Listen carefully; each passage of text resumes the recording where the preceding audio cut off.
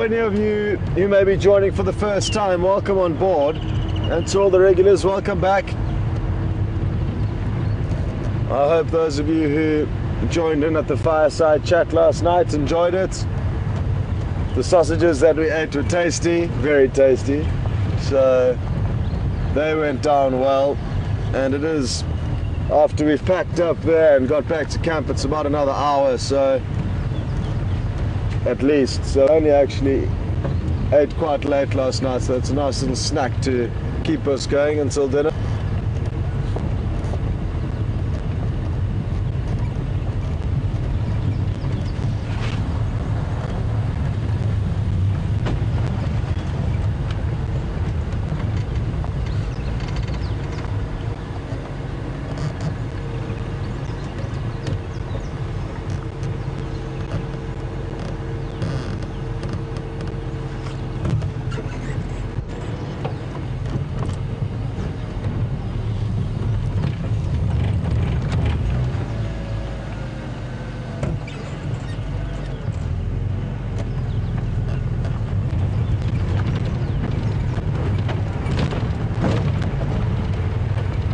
And for the newcomers who may be joining for the first time, just to let you know, you can ask questions to me, and to do that you would hashtag Safari Live on Twitter or questions at WildEarthTV on email.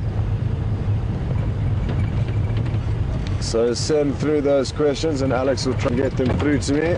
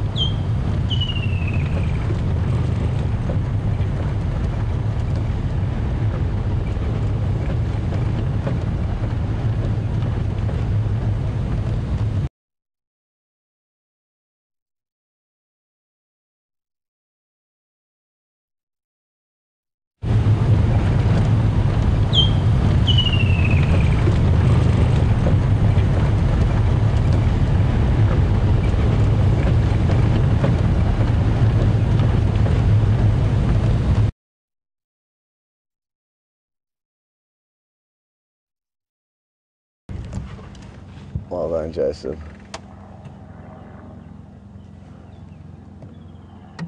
Reactions like a mongoose. Go ahead.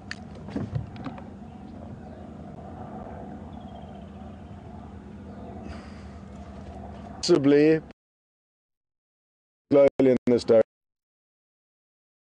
It didn't move far.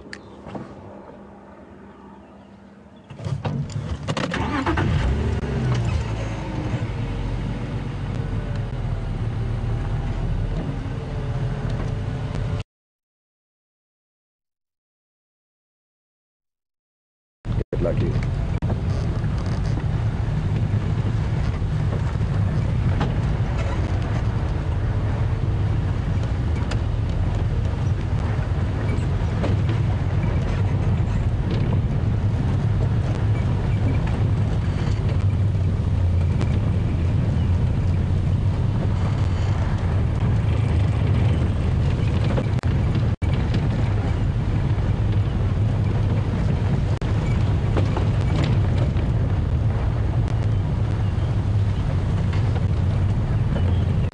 That bird, that beautiful bird that Jason managed to pan across to in record time, was a hornbill, very pretty birds.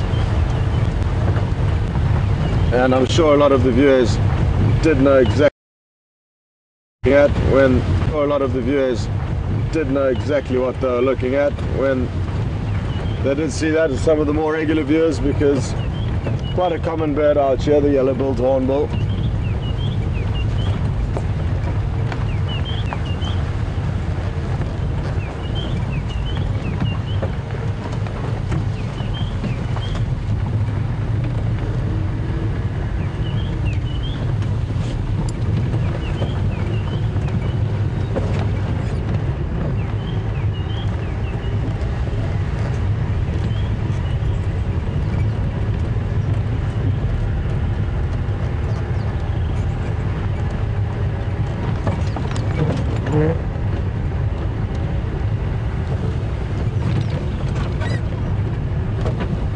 I'm just driving slowly and trying to concentrate as much as I can in order to try and find some leopard tracks, or any tracks really, anything with excitement.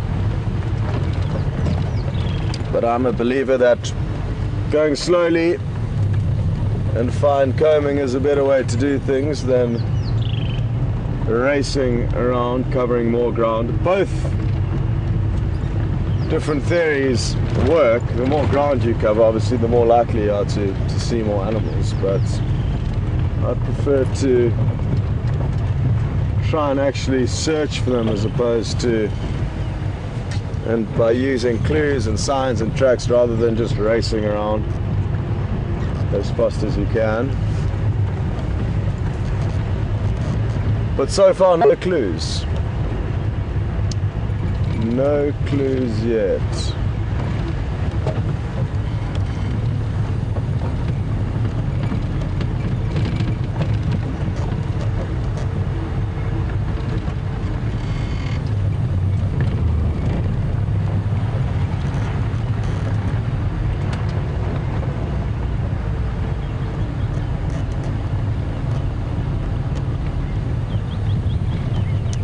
The questions just come through from Beth asking when last quarantine was seen. Quarantine being a 2-year-old male leopard, the one that I've just spoken about, that I'd love to see.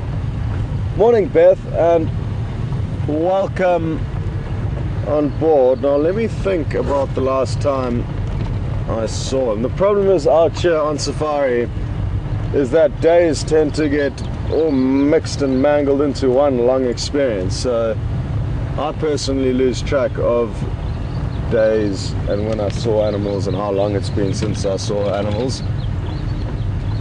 But if I go back into my filing cabinets, the last time I saw him was very briefly on Friday. No, was it Friday? Thursday afternoon. Either Wednesday or Thursday afternoon, saw him very briefly. Great sighting. He was walking towards us and we could just reverse and have him walking straight down the road towards us. So maybe some of you might remember when that was. I don't remember exactly, but could have been around Wednesday or Thursday last week.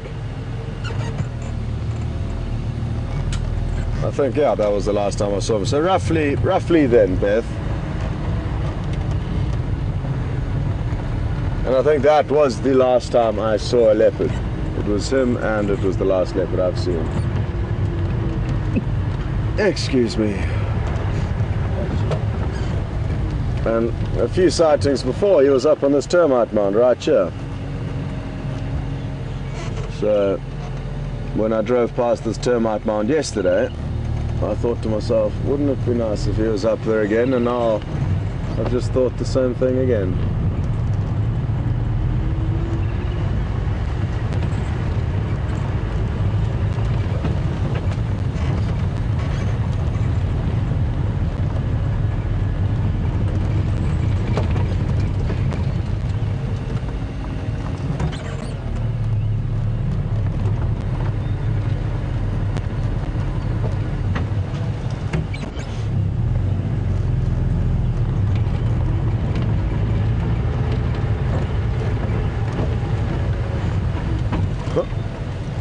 The mind is already beginning to play tricks on me. Hence all of the reversing to double check things. but every now and then they do pay off. That time it was a little yellow hibiscus flower that I thought was the white little tail tuft of a leopard. I just saw a bright whitish looking spot that I thought could have been the white spot of that tuft of the leopard's tail, but it was a hibiscus flower. So that's what got me excited there.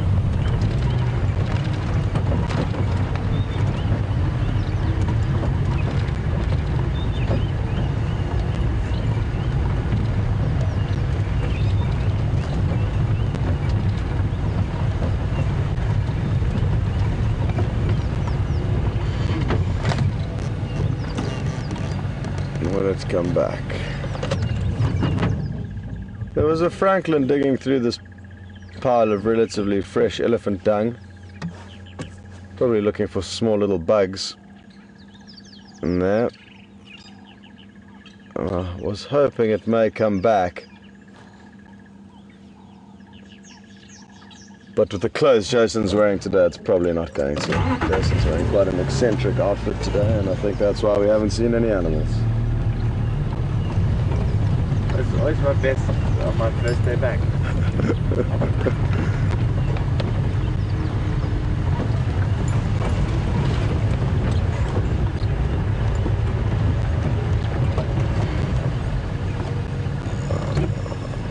Please stay here, you two. Please, or just the one of you can stay. No.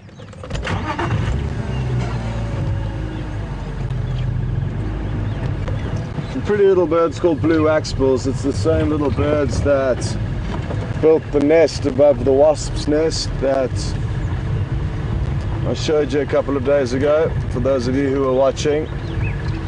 And I was trying to show you the bird responsible for that genius plan of building its nest above a wasp's nest, so ensuring they've got their own private security, as the wasps will attack anything that tries to get into that waxbill's nest.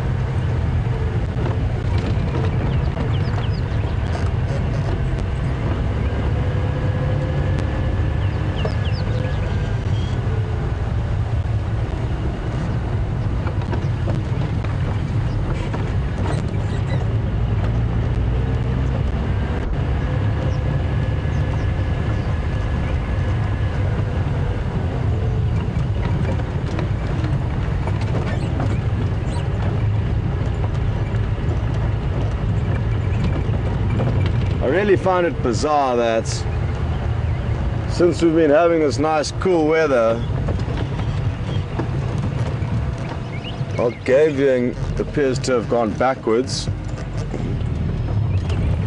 Such nice cool weather that I was hoping it would have done the opposite and proved. But it just goes to show it doesn't matter what time of the year you come here, what exactly you may plan and desire to see.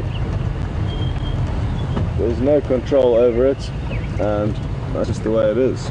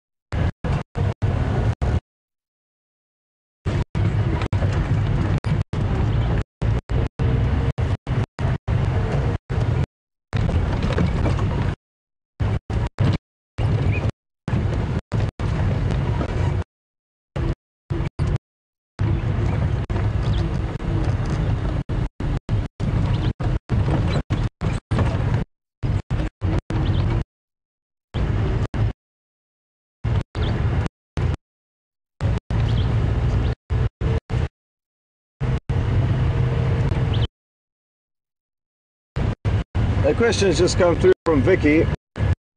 Good morning, Vicky. Welcome on board. Good luck. Lions hunt and pride and leopards hunt alone. And I'll elaborate on that. Basically, all cats in the world are solitary and will therefore hunt alone. You occasionally get small coalitions of male cheetah that may live and hunt cooperatively. Cats, technically, across the whole globe, are solitary animals, and lions are the exception to that. And the possible reason, or the possible reason, is simply because there's such large herbivores in Africa that the predator did need to evolve and adapt to be able to hunt these large herbivores. For example, the buffalo, and many more, zebra, giraffe, animals that are too big for leopard and cheetah to take down on a normal occurrence. Obviously, strange things do happen out here, but normally there's quite a lot of herbivores that are simply too large for leopard and cheetah to feed on. So the fact that lion have realized the benefits of hunting cooperatively allow them to control the herbivore numbers in this area effectively, which is essential for the whole balance of the ecosystem. So I hope that answers your question, Vicky. They've realized the benefits of joining forces and hunting bigger prey together, and that's all it comes down to, really, in my mind. There may be different theories or speculations as to what exactly or why exactly they've become like this and different to all other cats, but that's the theory I'm going to run with.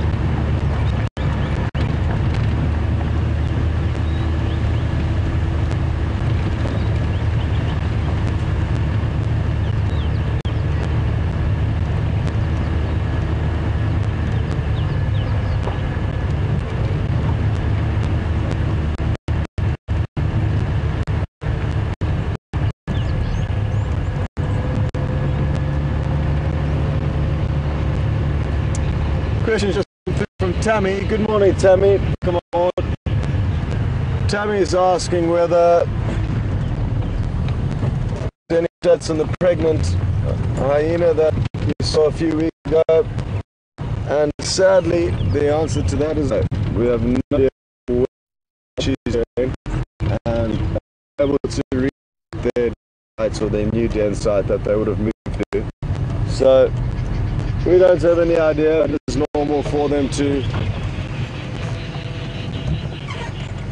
move den sites. The small family of yellow, what she's doing, and haven't been able to relocate their den sites or their new den site that they would have moved to. So we don't have any idea, but it is normal for them to move den. Awesome. I mean, look at the difference in bill size. But already a good flyer, and there's another youngster through there, Jason. So 2 youngsters and the 1 adult, and she's taking them on flying lessons and educating. Huh? I've lost idea.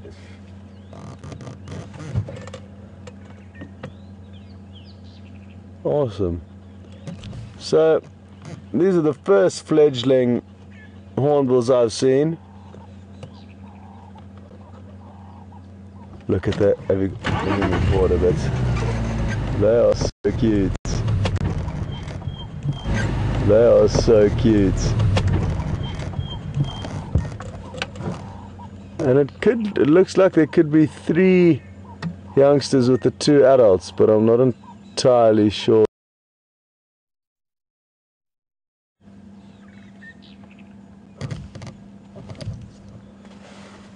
But really cute, these youngsters.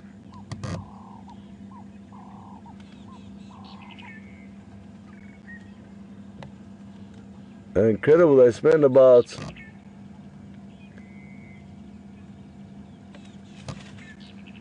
20 days, I think 25 days,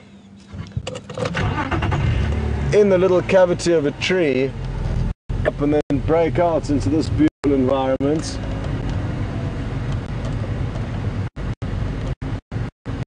And off they go, or they're having flying lessons, it looks like, with their... Let's wait here a moment or two, because it appears like one of the adults is flying around quite excitedly, maybe trying to entice them into flying around with it.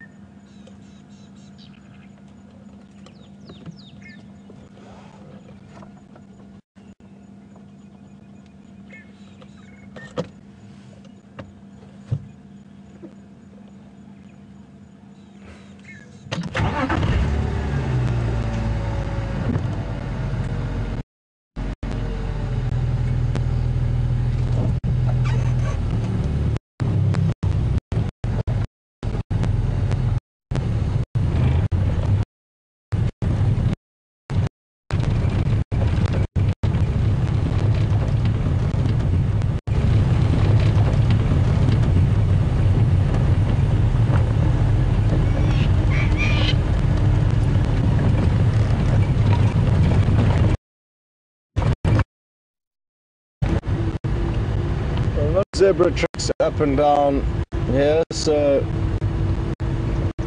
we could get lucky and bump into some zebra.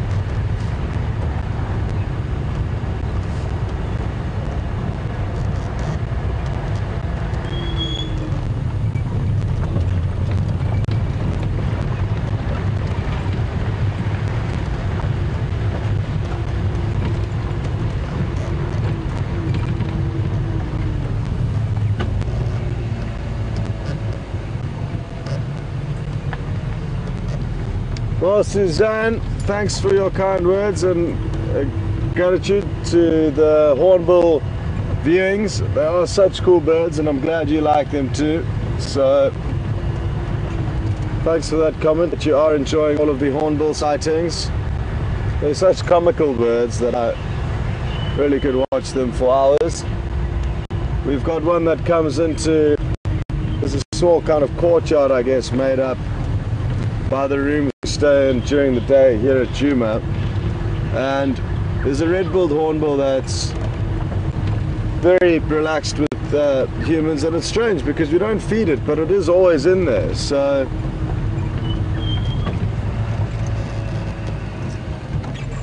we get to see it jumping around and looking for insects. I think a big reason why it does come is because there are lights in that courtyard at night, and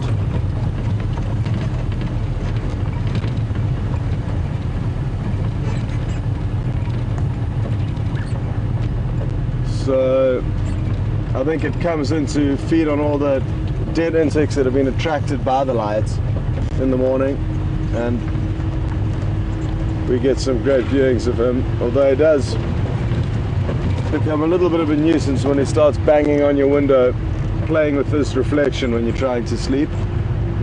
But that is fairly common of the hornbills.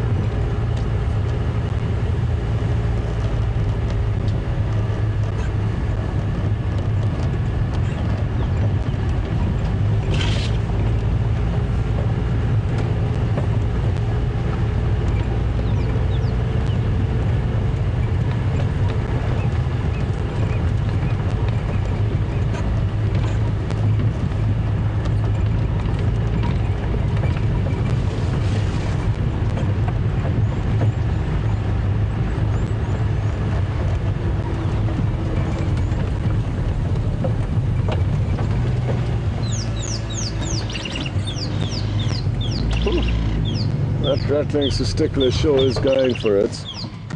And you see it up there, Jason, just for people, so that people get an idea of how small it is. Oh, it's a top.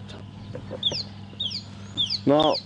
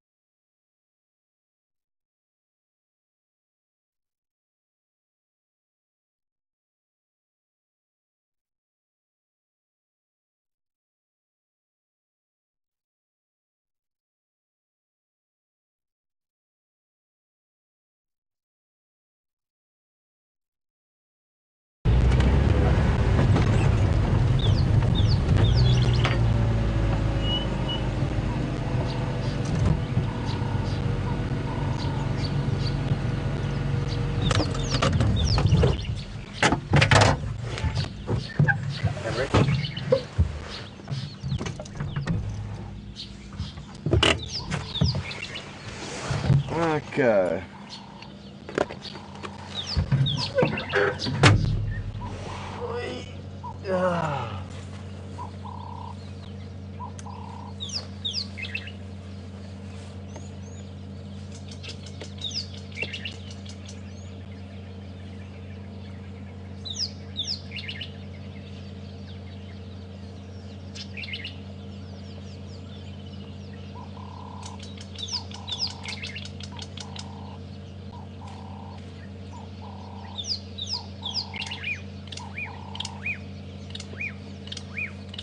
Okay,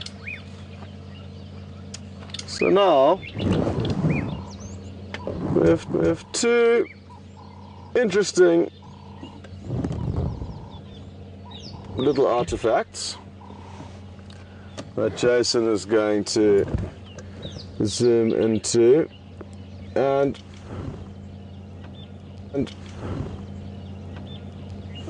I broke them off the same kind of tree called the silver cluster leaf, part of the Terminalia family. And interestingly enough, the silver cluster leaf is persecuted by little bugs. And the one bug responsible for this growth on what would have ordinarily been a thin twig, just like the rest of this little thing that we can see here, it would have just been a thin twig, but this little bulge that you can see, and you can see some things burrowed out of a little hole here, was caused by an insect called a gall wasp. And if we move across to this one, you'll notice also many small holes, also a tumorous kind of growth as well that has come out of the side of this branch, again caused by an insect. This insect is called a gall midge. So be it a gall midge or a gall wasp, they cause these galls, and that is a term for any kind of a growth on a tree. I guess wood roses is I think another term used for galls. So it's caused by insects. The gall wasp here will sting or affect the silver cluster leaf to a point that it sends growth hormones, and these growth hormones cause a lot of growth around this area that was kind of under attack from the gall wasp, and the gall wasp then deposits its egg within to that growth of what would be food for the larvae when it hatches, and the larvae would have hatched in this growth of wood tissue, and then slowly, once it's had its fill, fed its way out, and that's where it would have left this gall. And the gall midges have got many different little holes, so there will be many larvae within all of these little holes that also feed on the cambium of the plants and then move off. So it doesn't affect the silver cluster leaves to the point that they die, but it obviously does have a small impact on their growth. But they are most heavily persecuted, I guess, because the wood, or especially the cambium layer of the wood, is quite soft, and therefore it allows the insects to penetrate and cause the plant to send these growth hormones and create these funny growths for the insects. So interesting stuff. And they're covered in them. Here's another smaller one.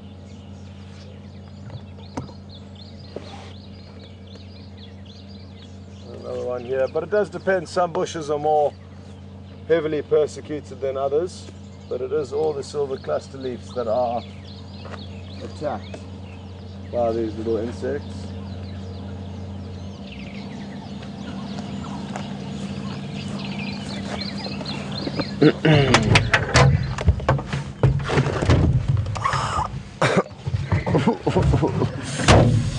Eesh, walloped my ankle on the door there.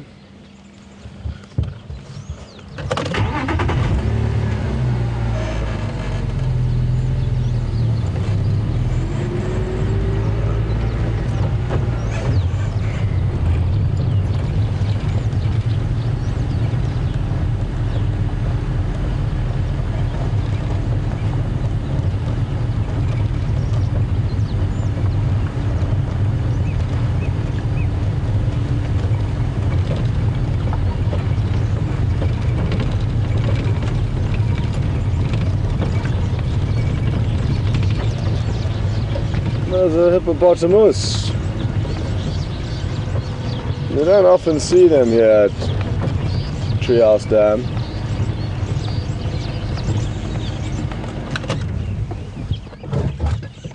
But I did see one here a few weeks ago.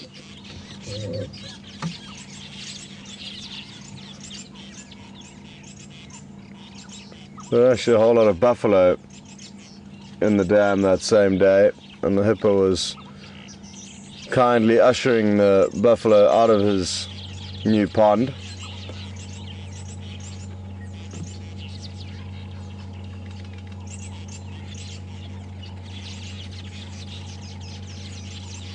I've got no idea what Jason's filming because I have no monitor, so it makes narrating difficult.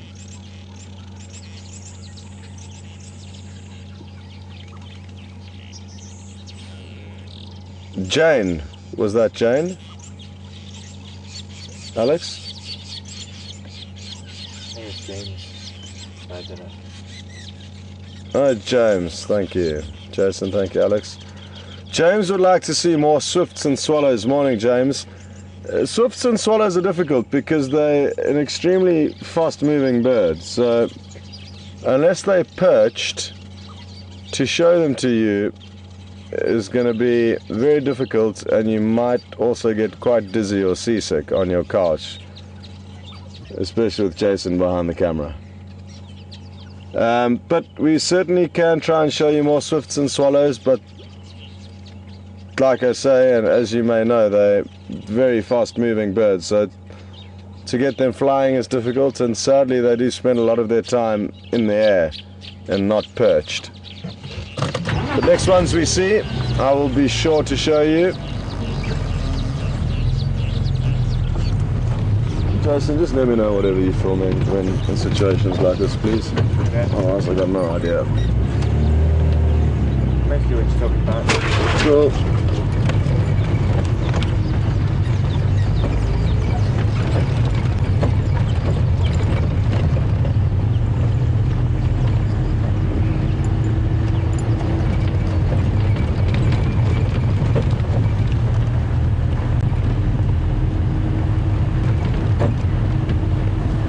It's funny, the two different vehicles, they each have turned into two completely different beasts, even though they came here having basically had the same treatment or service before we got out into the field. But chopping and changing every day also makes things not difficult, but a little bit tricky for us because you get used to all of the complications of one vehicle, and then as soon as you get used to it, you swap back into the other vehicle where you have to get used to readjust to the other issues. So two different beasts, even though they look the same. They both operate very differently.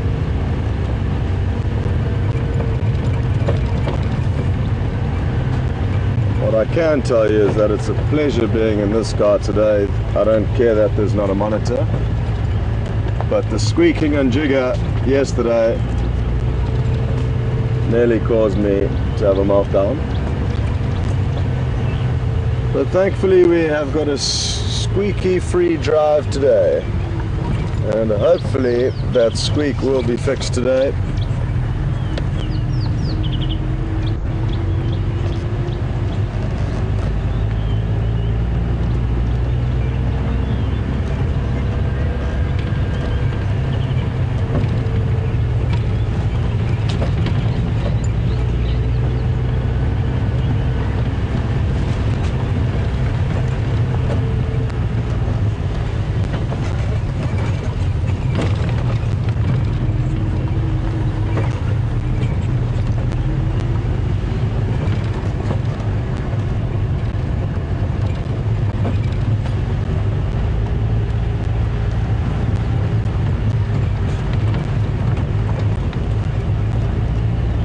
Craig in Salt Lake City, good morning.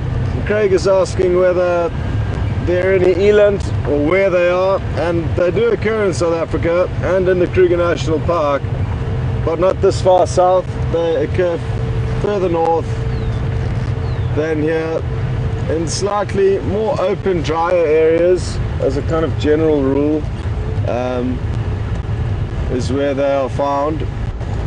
But sadly not yet. It would be wonderful if they did occur here, because they're incredibly beautiful animals and the largest antelope that we get in this area.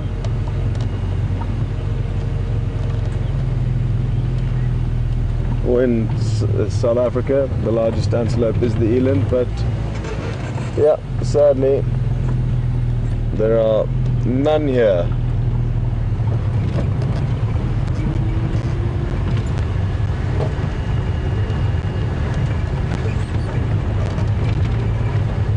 There doesn't appear to be any antelope here this morning, not only eland. You could ask me where the impala were and I wouldn't know.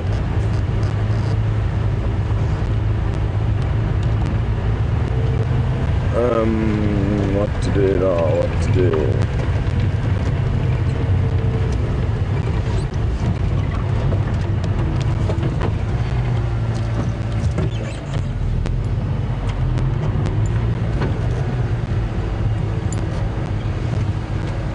No? What's that? I didn't say it. Oh.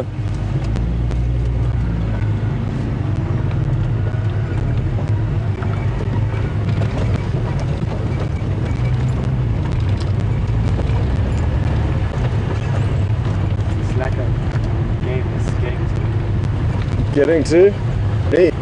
Yeah. Yeah, it is. It is indeed.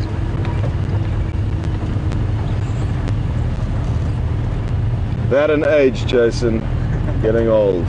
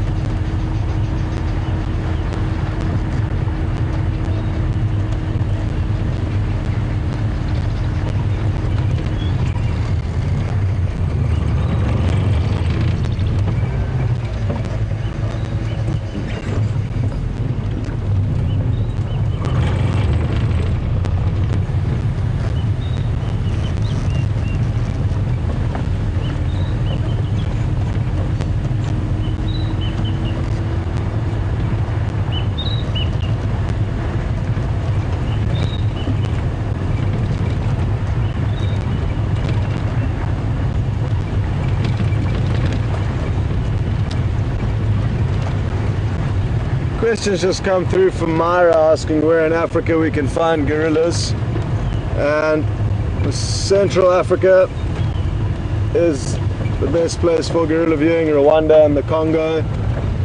So Uganda I think also has some gorillas potentially. Sadly I've never seen gorillas, and I actually don't know too much about the finer details of where to see them exactly, but like I say, Rwanda, Congo, possibly Uganda are the places to go for gorilla viewing. And chimpanzees also kind of similar areas in general. You also get a few chimps in Tanzania, a few parts of Tanzania, but mainly the denser, thicker Central African jungles is where you find chimps and gorillas.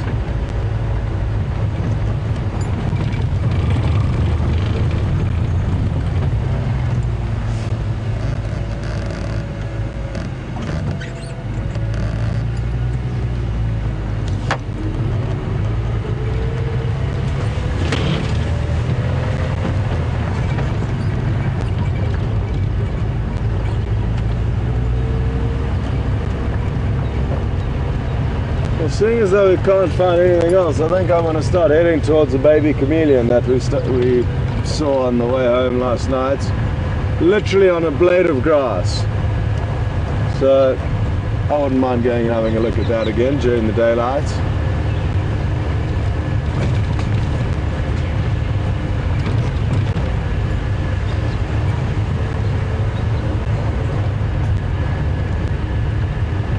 So that is where we are heading. We are heading towards tiny chameleon. Anything's possible along the way, but this now has become the focal point of our drive, as there's nothing else that I can think of to do. No tracks, no alarm calls, nothing to really go on. But as long as we are driving around out here, even if we are literally doing circles, are on the same block, we'd still have a chance of seeing something. So that's what we do have to remember.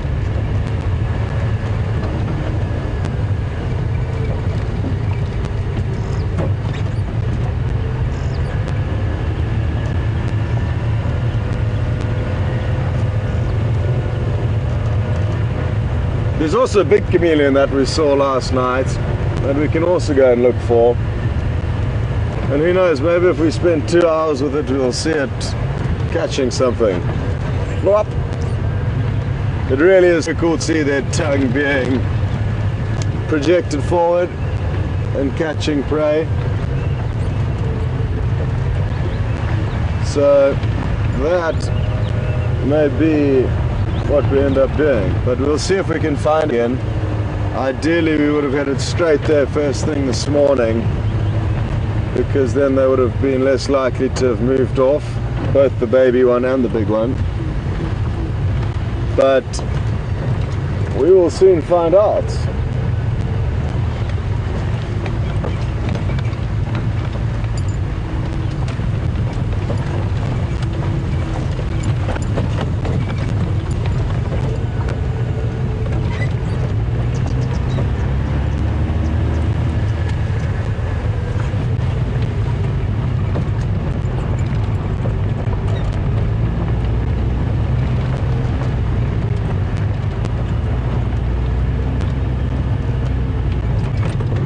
Morning Janine, another birder who is enjoying the birds I'm stopping for, and thanks for your kind words. Morning Janine, another birder who is enjoying the birds I'm stopping for, and thanks for your kind words. Janine has asked whether we get a bird called the sacred ibis here. Well done Jason, turning it sideways. That's it, but it was a bird called a hammerkop, which has a very hammer-shaped head, which is what hammerkop means in Dutch Afrikaans. Now, back to Janine's question. Janine was asking whether we get sacred ibis in the Sabi Sands. I'm just trying to jog my memory. I know I haven't seen any now, but there could well be some here. There's no reason why we shouldn't get them here, I don't think. But let me just get my bird book out. So I'm lucky I've got a bird book that is strictly for the birds of the Kruger National Park, which makes it easier than having to page through a book with birds that occur elsewhere. This book is specifically for birds of the Kruger. So yeah, the sacred ibis certainly does occur here, but I haven't seen any for a while, and I must have seen in my 3.5 years when I was here before I headed off to Kenya, but I haven't seen any on this trip, and it is interesting why we haven't. So, but we do get them, that and the hardy ibis.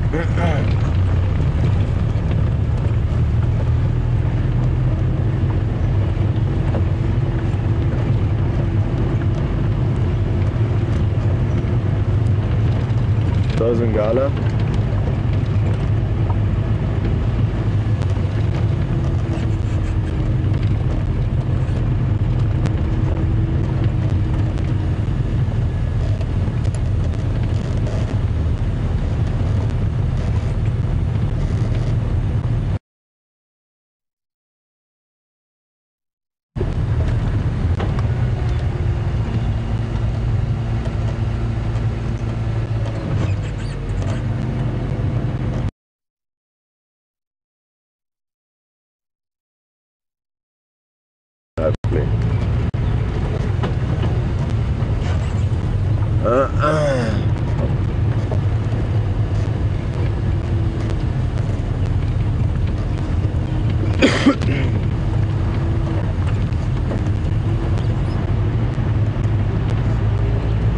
Okay.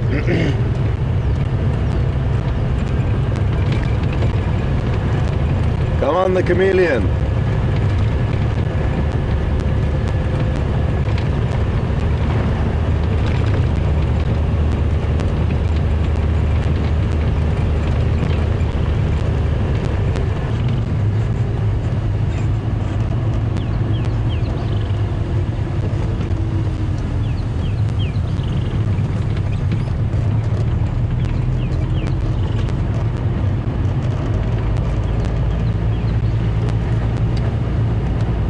Alex, could you just go again with who the question's from?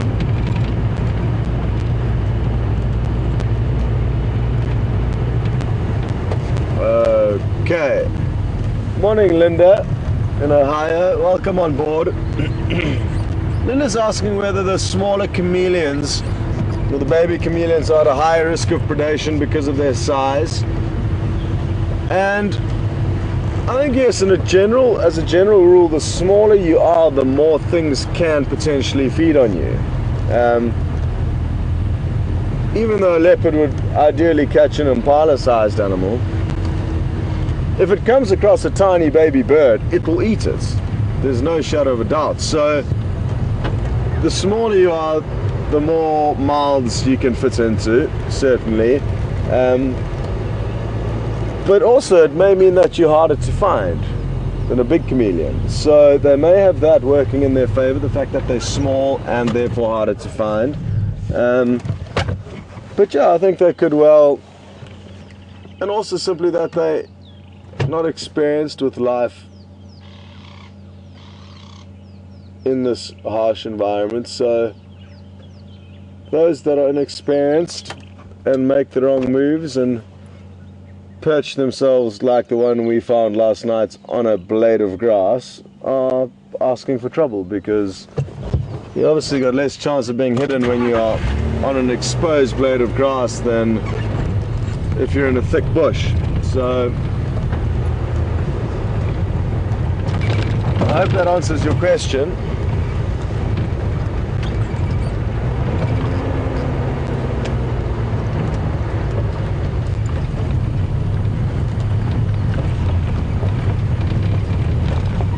Okay, this is the Chameleon Boulevard that we drive along every night as we leave Djuma.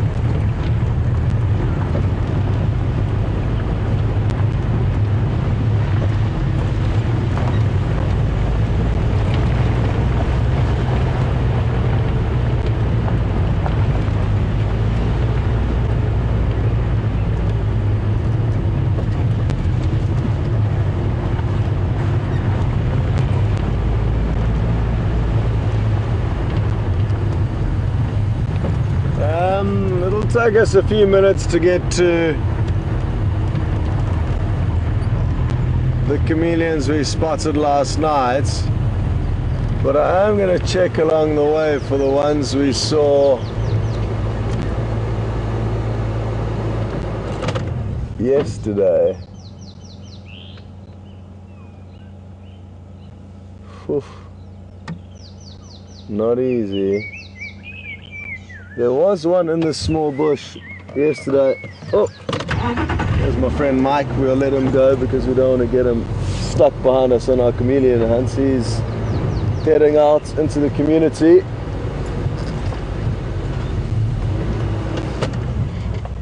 Morning, Mike. Good morning. We're looking for chameleons.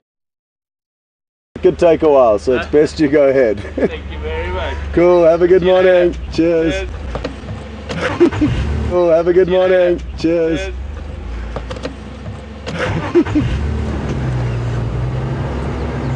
Such a nice guy, Mike.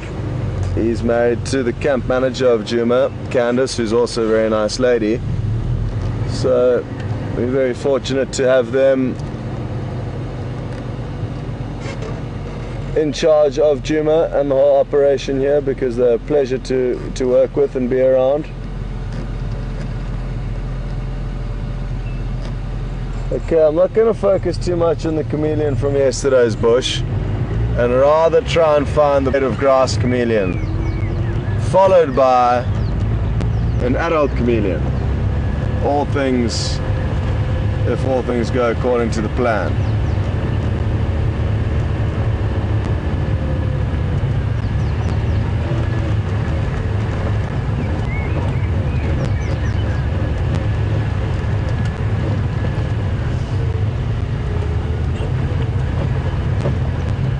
Just need to try and remember where exactly it was that we did see this second chameleon.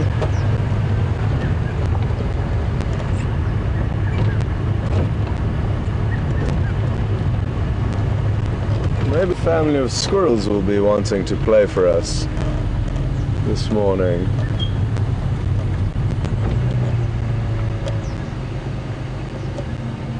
There's a family of squirrels that live in this dead tree.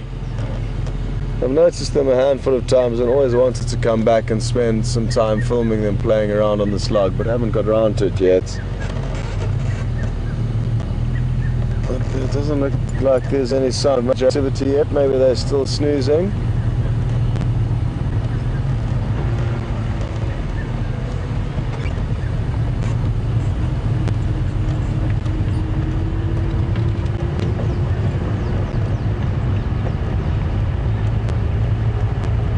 I think we're getting close, but I could be wrong. Romeo, are you keeping your eyes peeled for chameleons? Very much so. It was too easy to look for the regular animals that we were finding in such abundance. We've now had to... Oh, look what I found here, Jason. We must scoop that up, and we must scoop that up later. What are you talking about? A little baby marula that's not going to survive there. Jason and I, well, Jason more than me, have been collecting small marula fruits in and around, and other trees in and around the Manuletti camp, and we're collecting the trees that are starting to sprout up on a lawn area that would all just get mowed down next time the grass is ready to be mowed. So we've been rescuing a lot of these little seeds that have been germinating and putting them in little water bottles as our pots. So we've got a decent collection of marulas and different little trees that we've been collecting along the way that will hopefully one day become bonsais, or they are in the long process of becoming bonsais as we speak.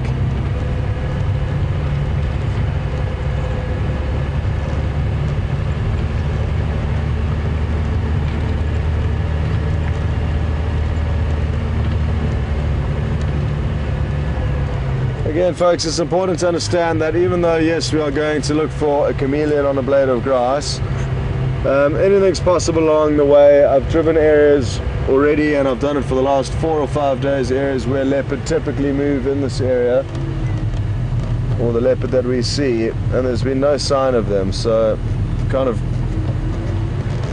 given up hope on those areas and those leopard for now, and just thought it would be important to mix up the scenery and just see what happens regardless of where we drive, because you can only try so hard out here, and I feel that I may have been trying too hard, and the animals can smell that. They're smelling our desperation.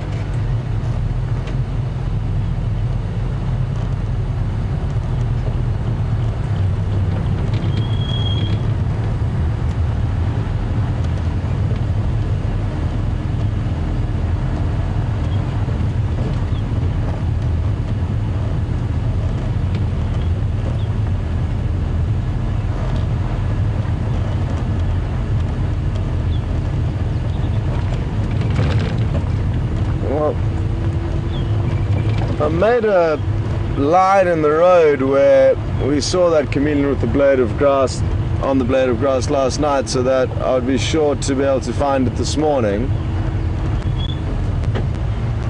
But I think I need to make a bigger line in the road next time, because I think we've driven past it already. But we will continue to where we saw the adults.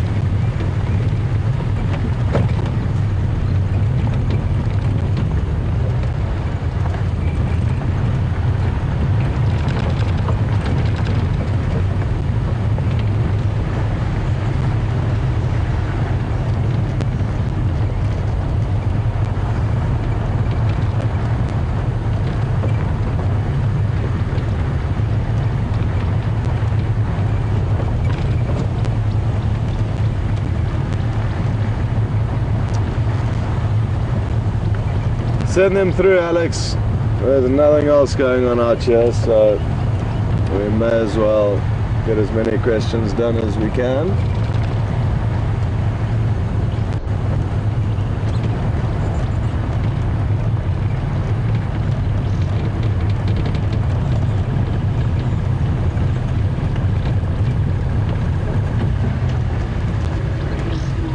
Donna in Ohio is asking whether anything eats the big piles of dung that we drive around, and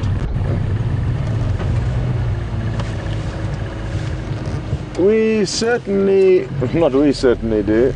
There are certainly animals that do eat the dung, a lot of which are insects that roll the dung up into little balls and then lay an egg inside that, and when that egg hatches, it's got a larder of food to feed on before breaking out of that ball of dung. And then animals will forage through the dung, a lot of which is only partially digested, and try and take out little bits that they may desire. For example, squirrels will dig through elephant dung to get to the marula seeds from the fruits that have passed through the elephant's digestive system. The hooded vultures will eat lion, leopard, hyena, well, not so much hyena, maybe hyena, wild dog. They will eat a predator species, so there are incredibly some animals that are designed to clean up even the poop out here.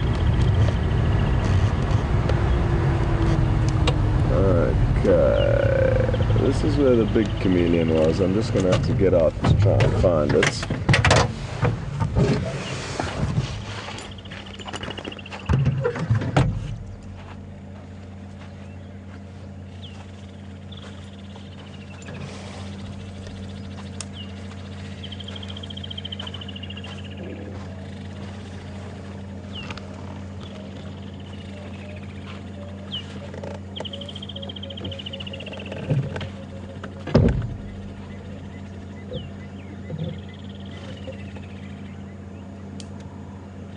Okay, so last night the chameleon was sleeping somewhere here on this branch,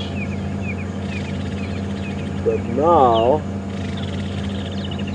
there is no sign of it. And like I said, because we've given it a while since sunrise, or since daylight, it may have moved off. But I'm sure it's still in this tree somewhere.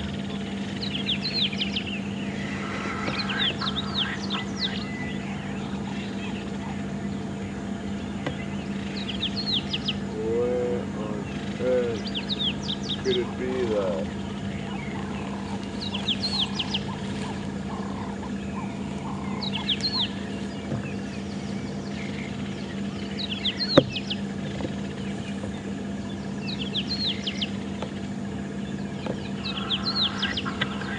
I'm almost certain that it's still in this bush,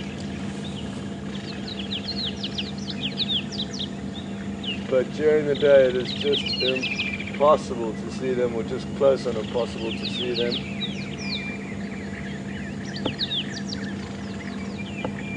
We're searching through these leaves, Romeo. Yep. And no luck. No luck.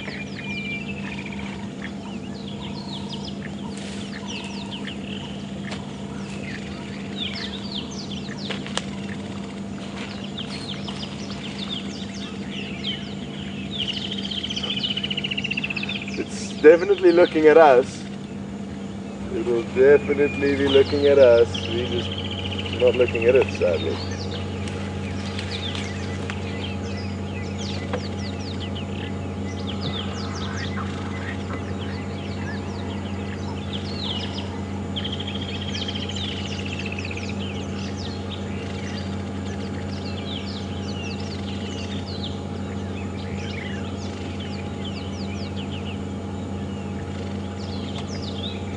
Come on, chameleon. Everything else is hiding from us. You can just Let us see you, please.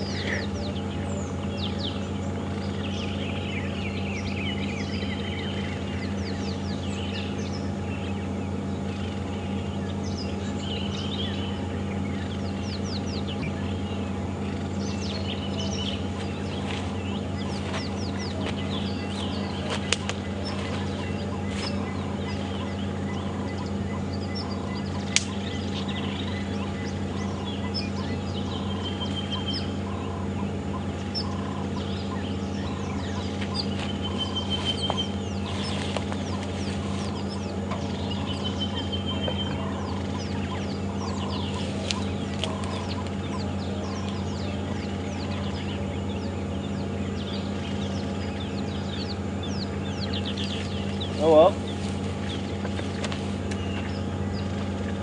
No chameleon.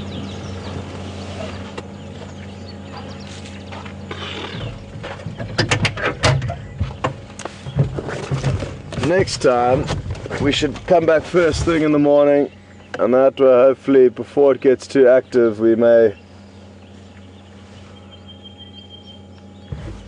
be able to find it and then watch it doing its business.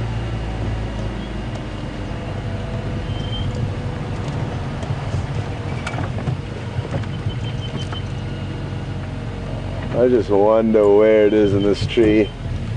It may have moved down into a different bush. I'm guessing it'll still be in here, and it would have been watching us. I just wonder how close I was to it.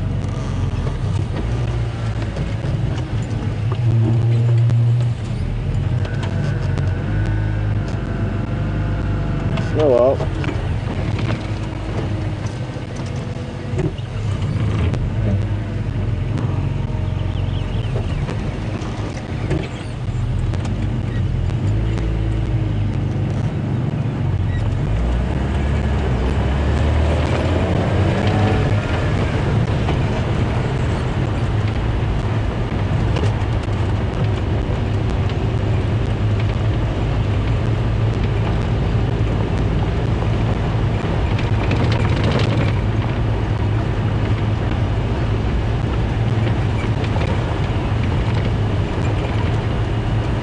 Just got a question through from Wayne in Alabama. Morning Wayne, welcome on board. Wayne is asking whether we see any snakes, and we certainly do. Not as many as I would like to, Wayne, but they are here. There's lots of snakes here, and typically they move off. I guess they hear us or feel the vibrations of the vehicle coming, because we very seldom see them. But we, in terms of on film, what we've managed to show the viewers, I know Mark managed to find a spotted bush snake about 5 days ago.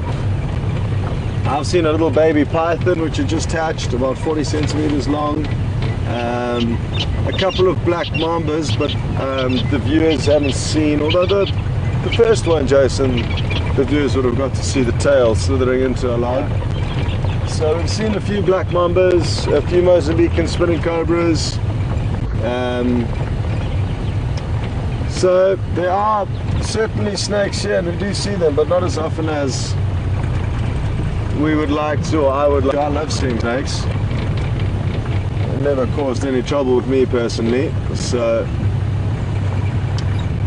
I love seeing them, but sadly we don't see them very often, and also sadly due to certain types of TV production, you find of the snake wranglers who go running through the bush plucking snakes out of every bush they see and swinging from vines.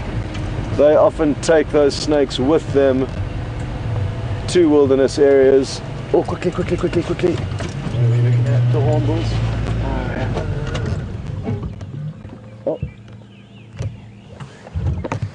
So, this hornbill and its mate, what has happened there? There's one climbed out of that cavity in the tree, and I'm not sure if they're thinking of it as a potential nest site, or if it was their nest site and now they've broken out. Because the female will break out at some point after having raised the chicks and incubated the chicks, and then also aid in feeding them while they are still enclosed in that cavity. I just saw one climbing out and another one with something in his bill. I'm not sure what it was exactly.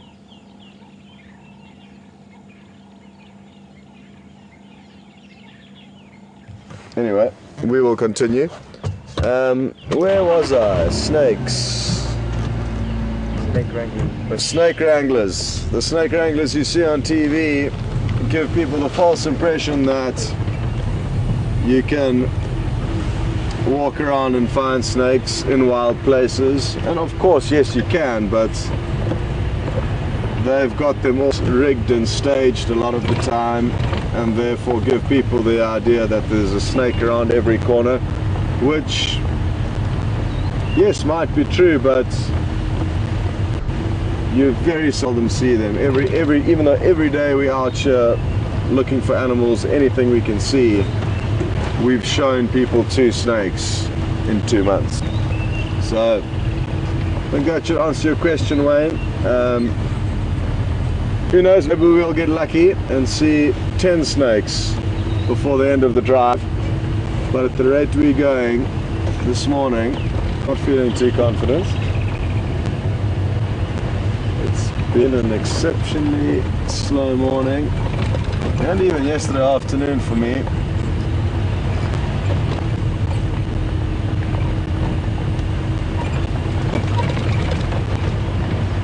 But that can all change instantaneously. We could come around this corner and find dogs hunting, and then you would see a change in energies and excitement.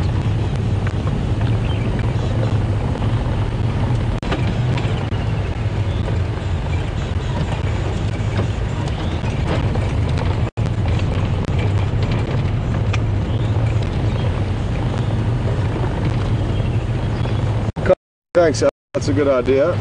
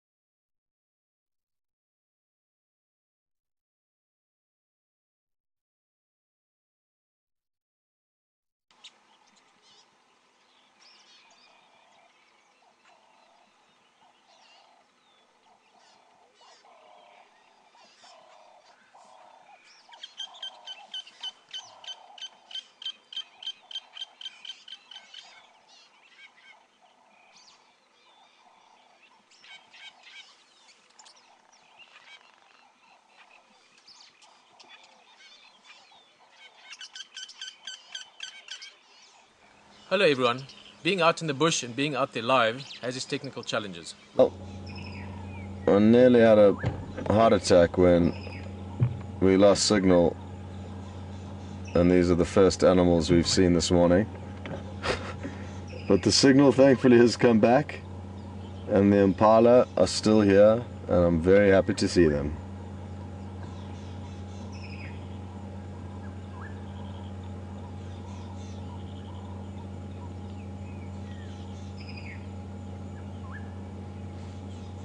Just going to creep forward a little bit. It may affect the signal again, but take that chance and get you at view, then continue where we are.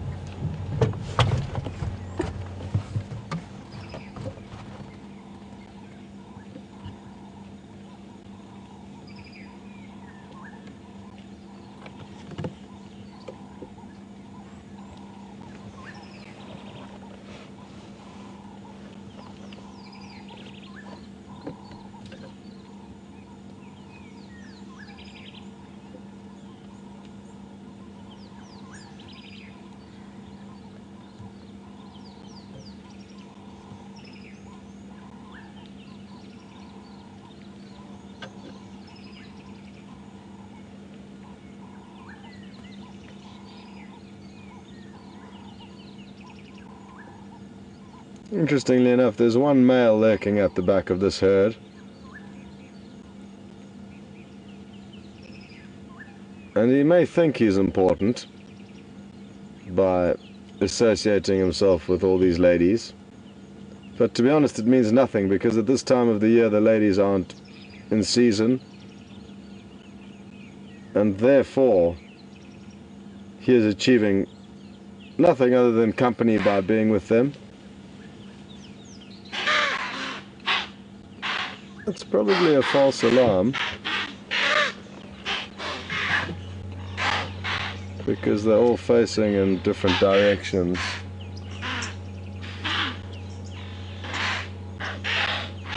What on earth could they be alarming at? Unless there is something.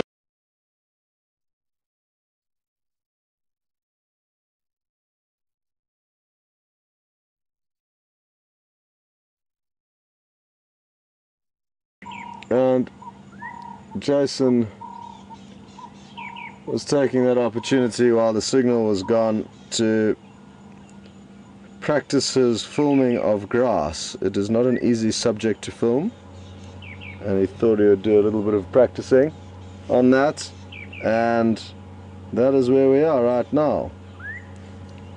So the impala, I'm not sure if you heard them alarm calling before the signal cut out, but basically they were just having a false alarm, and even animals do make mistakes, so they were just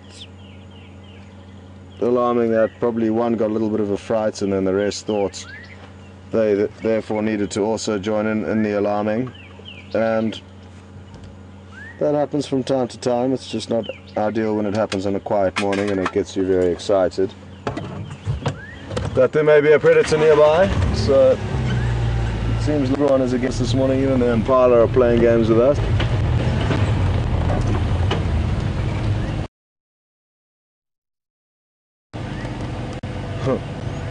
Having said that, I just saw leopard tracks heading straight towards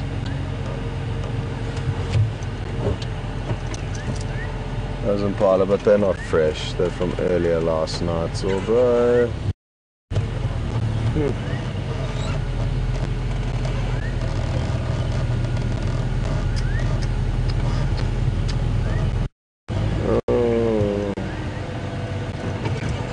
are you? Why are you hiding from us, leopard? Okay.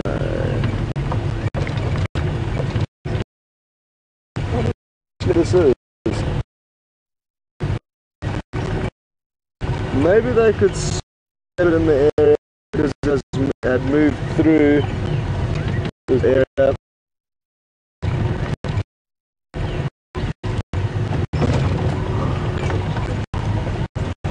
Let's see, this track's blue.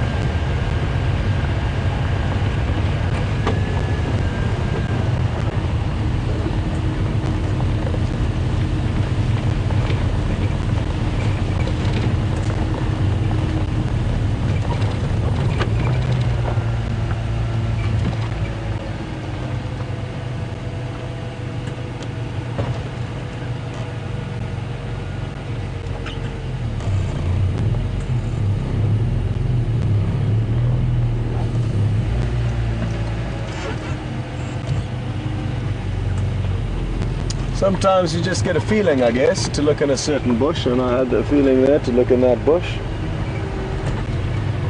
Nothing came of it though.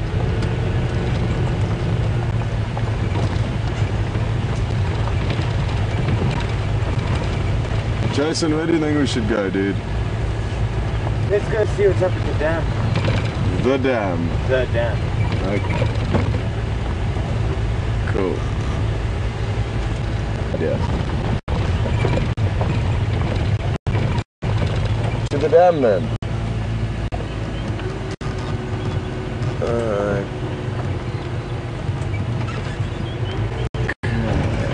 Do you know which way it is to get there? Why don't you just direct us from here? Yeah. Or to wherever we're gonna end up. To the dam, then we could not. Yo, let's see what happens, eh? Let's see what happens, eh? Yeah. Perfect. You good? Okay. I'll carry on this road. Okay.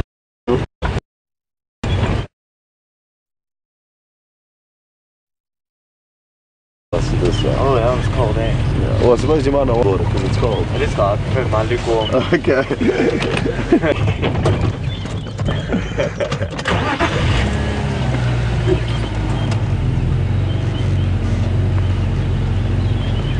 It's interesting that we're saying it's cold. I'm sure there's a lot of you in icy climate at the moment. But everything in life is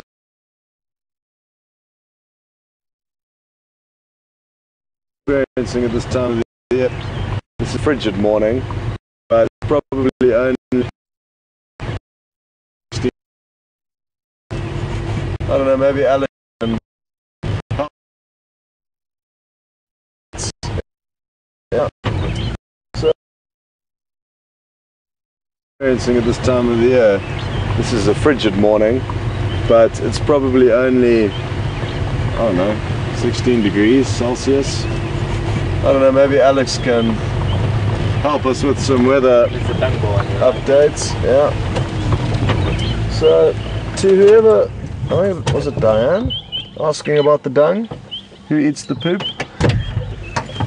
Well, here's an example right here. I'm just going to pick it up and put it down exactly where we found it. But there's a dung beetle, and this round ball that I'm holding was made by the dung beetle, and it is comprising mainly of probably buffalo dung, but it does depend. But at this time of the year they do use a lot of buffalo dung. Donna. So this is an example of them not necessarily eating it themselves, but they will lay their egg in it, and their egg will then feed on all of the nutritious leftovers inside and continue with their life. Anyway, I will plonk that down where I found it.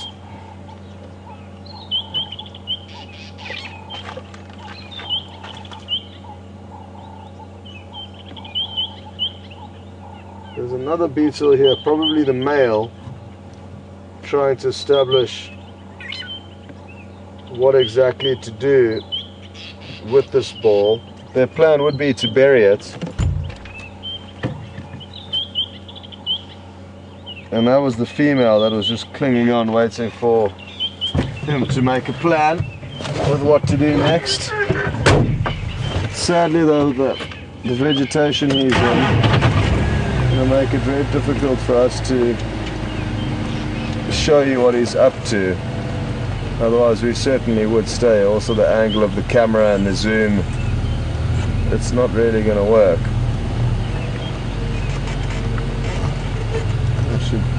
I don't know. No, not going to work. Which is a pity, because I could have spent half hour there happily now after driving around for this long with not seeing too much. But sadly, the camera will not permit that.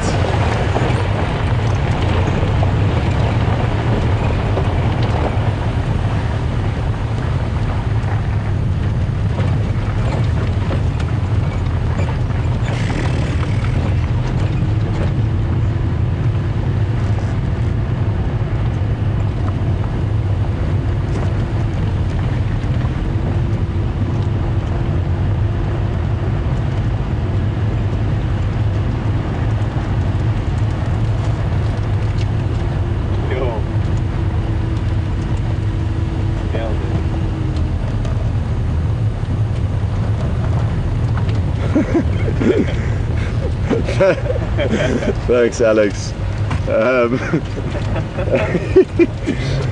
So it's 17 degrees Celsius. I was 1 degree off. I'm very happy with my thermometer's readings, and which translates to, I think it's 61 degrees Fahrenheit, which he says equates to shortened t-shirts weather in Yorkshire. So Alex is basically telling us to harden up and deal with what we think is this cold weather, but it's actually very pleasant.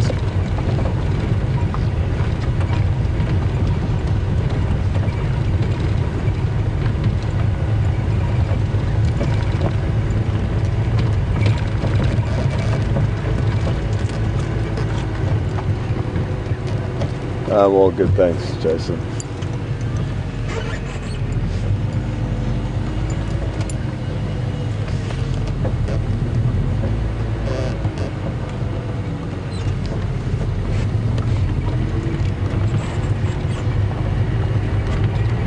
Okie dokie.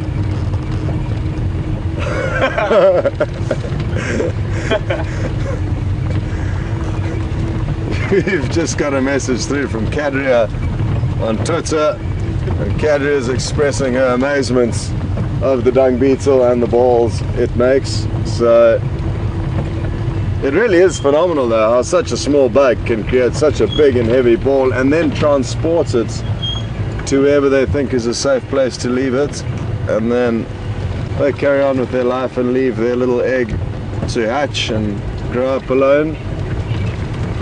But yes, Kadria, quite impressive stuff.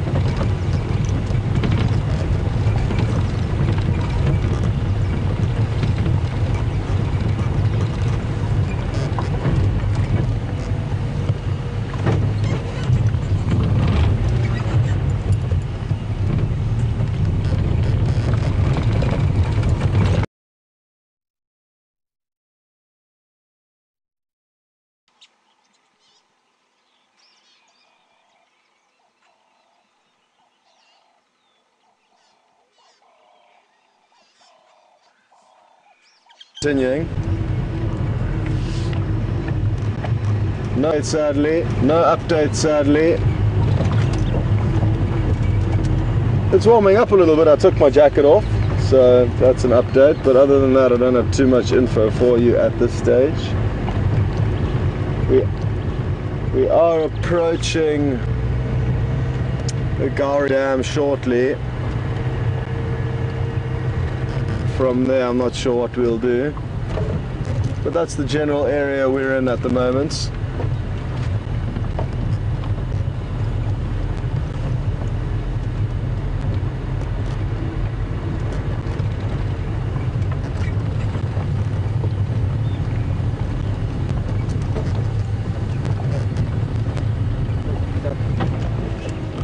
What have you got? That mouse bird with the red face. Oh, well done, Jason. But it's gone right.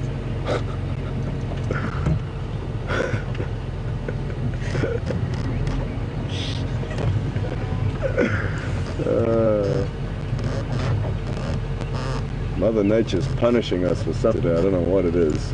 Well, we gotta I don't know cheat what Jason got up to this weekend. But we're all bearing the brunt of it now.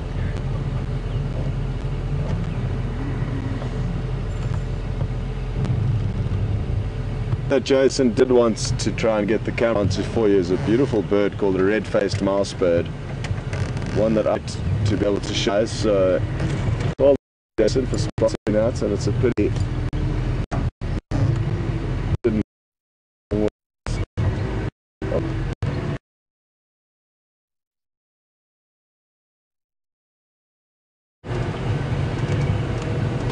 But as we descend deeper into this little valley, I'm feeling the levels of danger increasing dramatically, so get your little stick out there, Jason, in case something charges us. Good joke.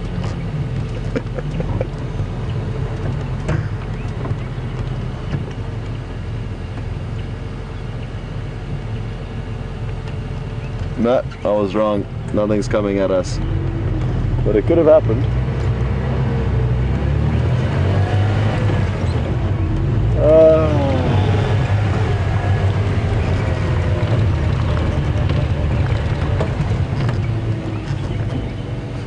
Can you smell that?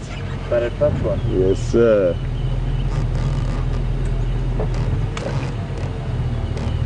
Now, the smell of buttered popcorn when driving out in the bush can often mean that it was not somebody cooking popcorn, but rather that a leopard was scent marking, as the scent does smell like buttered popcorn.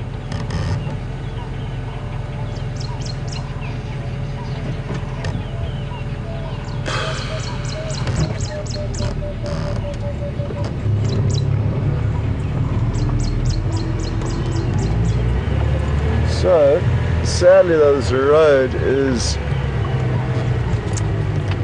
very difficult to see tracks on, so I'm just going to drive slowly and try and establish if it was in fact a leopard. Genets, another small nocturnal cat-like animal, will also leave a scent mark of a similar fragrance, and therefore it could be one of several suspects, but we will hope that it was a leopard that performed that scent mark and that it's still in the area, ideally.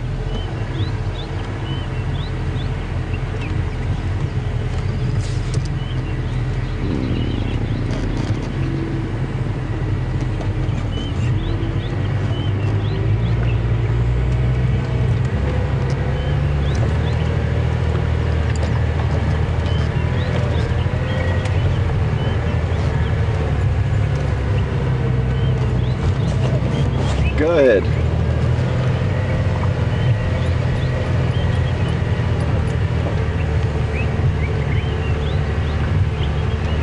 The questions just come through from Anne on Twitter asking whether I keep track of what I see on drives, and no, I don't. I am terrible at keeping track of such things. So no, I never keep track of what I see.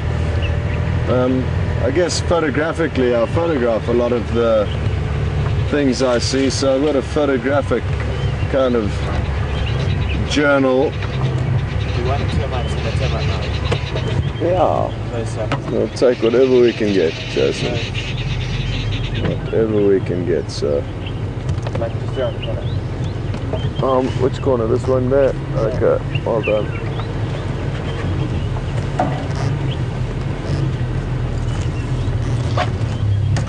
Oh, how am I gonna? How are we gonna? Up there. Up. Oh yeah, go around like that. You what?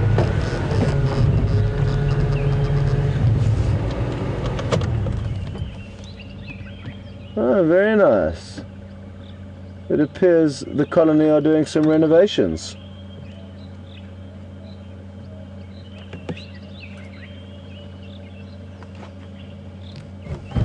Okay.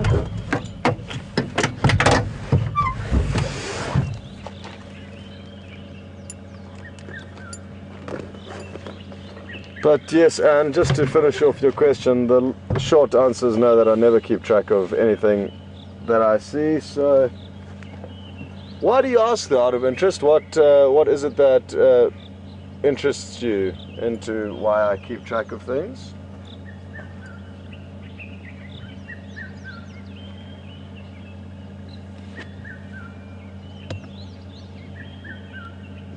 It really is incredible. Actually, I'm gonna get my torch. I'll walk in front of it. It happens, dude.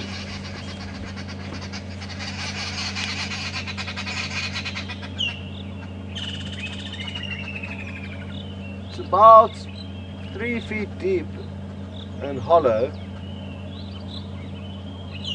down to where I can see the base, and then I'm sure it branches out into different chambers. But from surface level or ground level, it goes about 1 meter deep, and it's hollow, and there's a lot of termites building and working on this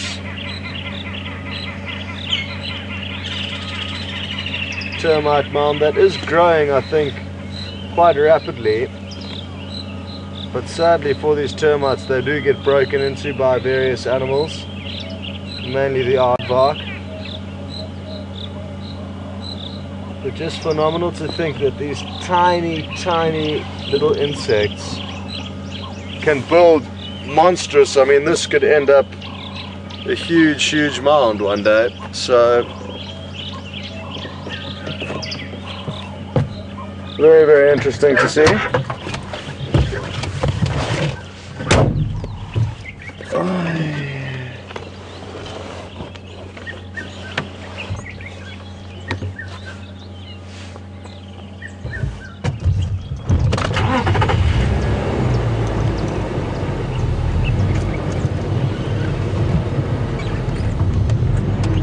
Any replies from Anne as to why she's interested in knowing whether I keep track of things, Alex?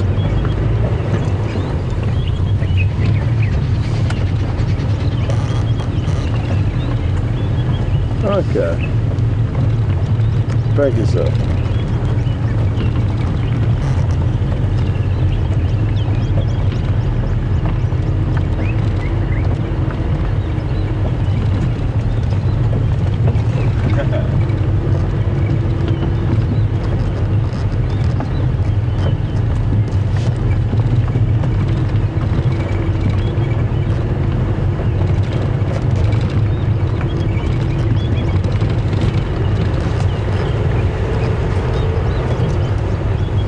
Jeffrey from Austin, Texas has just asked whether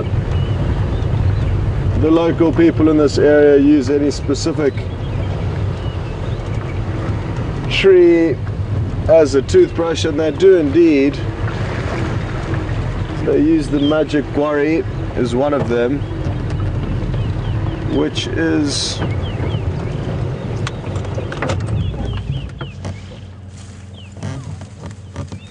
this bush right here.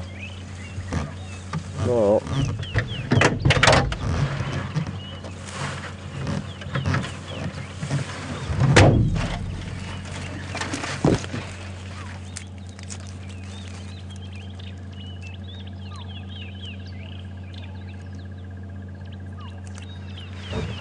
and what the local people would do is, just like what I've done, they would snap off one of these branches, and I would probably have a knife on them, which I think I have.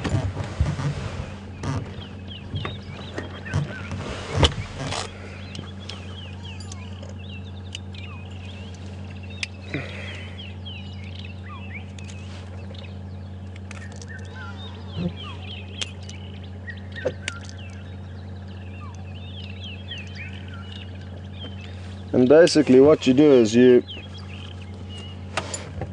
you remove the bark from the outer layer of the stick or branch, just as I've done here, and you would then chew on this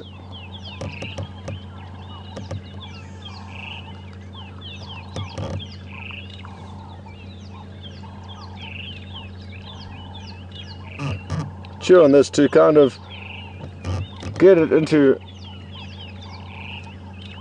a more fibrous and bristly texture, more like that of a toothbrush, as you can see now.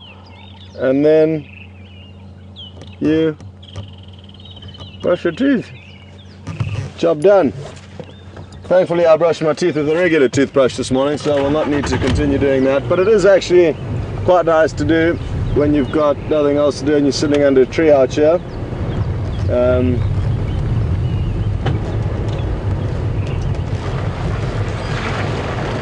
judging by a lot of the local people, especially the older locals, that would have certainly used a lot of those guarri branches, their teeth are in great shape, so it appears that it could work. There's apparently traces of fluoride in that branch, so it does have a slight whitening effect, apparently. Very slight, though, and I'm sure toothpaste and a toothbrush is better for you than that. But if you are desperate, you can use the magic guarri, spelled G-U-A-R-R-I, guarri bush. Yes, Alex, go ahead, sir.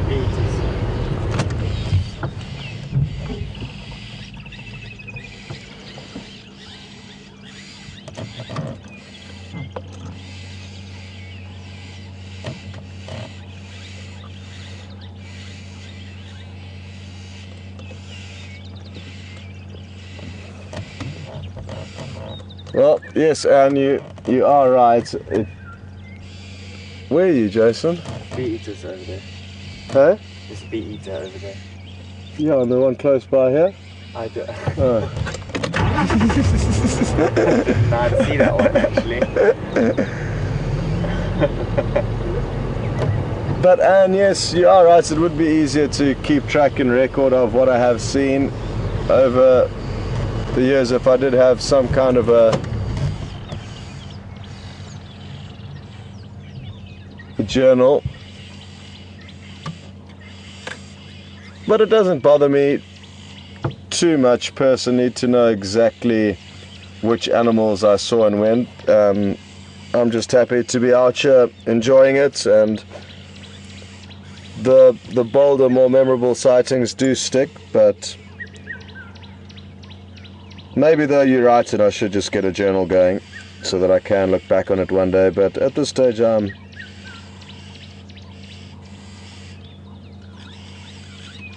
happy to just keep as much in my head as possible.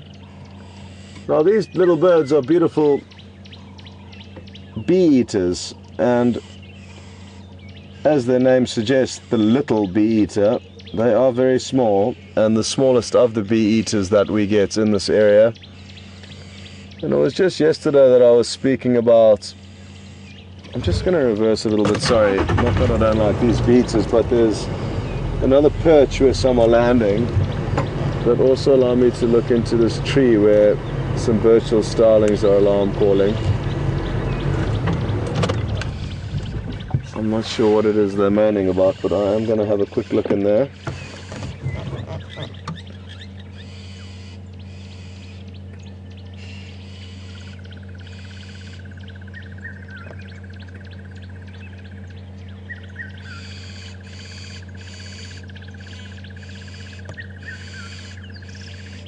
What is the commotion about?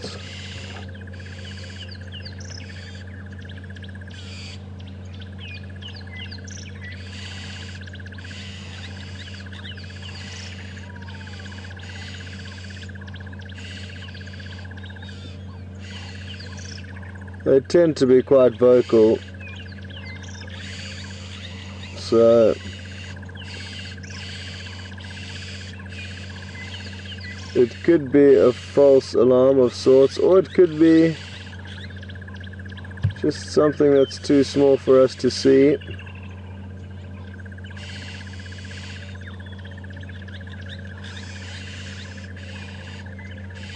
But if we keep watching, we may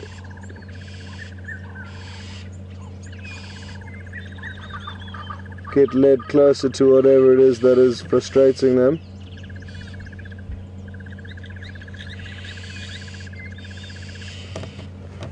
I was hoping it was going to lead us to a snake. But so often we come up with nothing, sadly, when we respond to these birds' alarm calls.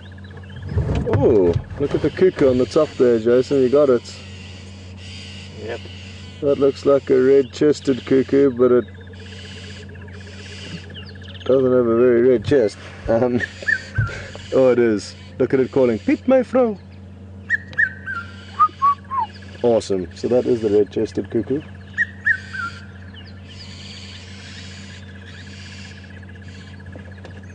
Oh, there it goes, that was a red-chested cuckoo, the first one that we've managed to show you, or the first one that I've managed to show you, and that was a luck, because the cuckoos are typically quite secretive, so even though this to a snake, they led us to a tree that a cuckoo flew into, so that's good enough. Come through asking how long a leopard's scent mark lasts for. Now, to the human nose, I'm not too sure, and to the leopard's nose, I'm not too sure. But I would guess that leopard can follow the scent provided there hasn't been rain for days after the scent mark was actually done. Yeah, easily 4 well, provided there hasn't been rain, possibly even longer than that. But for us, I'd say a lot less than that, and possibly only a day or so. Yeah, so that would be my answer to that question, but it is a vague answer. I don't have any definite stats or figures on that. Good question though. But I think a lot depends on whether you're talking about the human nose or the leopard's nose in terms of being able to smell the scent after it's been made, or how many days after it's been made.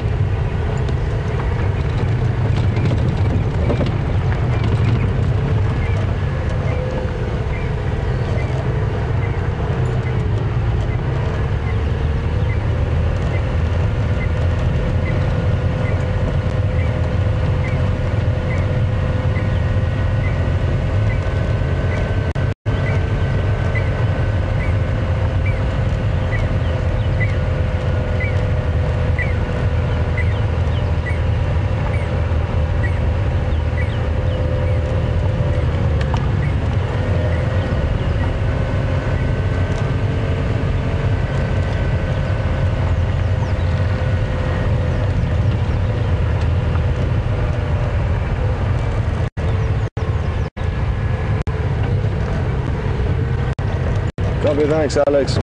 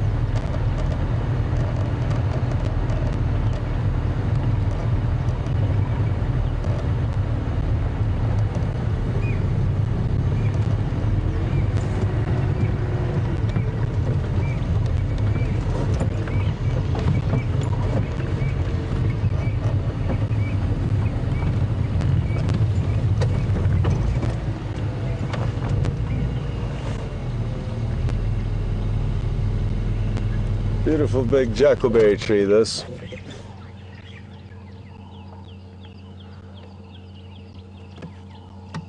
And I've seen Karula up here before with the baby impala that she had just killed. That was a very sad scene to witness. It was the fact that, well, Karula we had followed her back to this little riverbed below the jackalberry tree, and we had a feeling she may have had a kill in the area, but Alex actually went out between drives and spent some time with her, and she led him to her kill. And not only her kill and one of her sons who was busy feeding on her kill in a tamboti tree nearby. And the kill was a fully grown adult female impala. And sadly, what had happened is that she had killed this fully grown adult female impala, and that fully grown adult female had a young calf or a young lamb, and that young lamb lay very nearby to the leopard and where its mother was taken, but the leopard somehow hadn't seen it, and myself and VM were waiting for her to go back to start feeding on the carcass, and nothing was happening. So we drove around looking for this lamb that Alex had warned us about, and literally as we found the lamb, we noticed that Karula too had also found the lamb and then proceeded to catch it, which and I think is the best thing that could have happened to that lamb, because without some mother it would have starved to death. So it certainly was the right thing to happen, but very sad to watch. But nature can be harsh, and that's just the way it is, really. It's not that it's wrong, it's just that our emotions sometimes lead us to get involved or too involved, and we shouldn't. That's the way nature happens.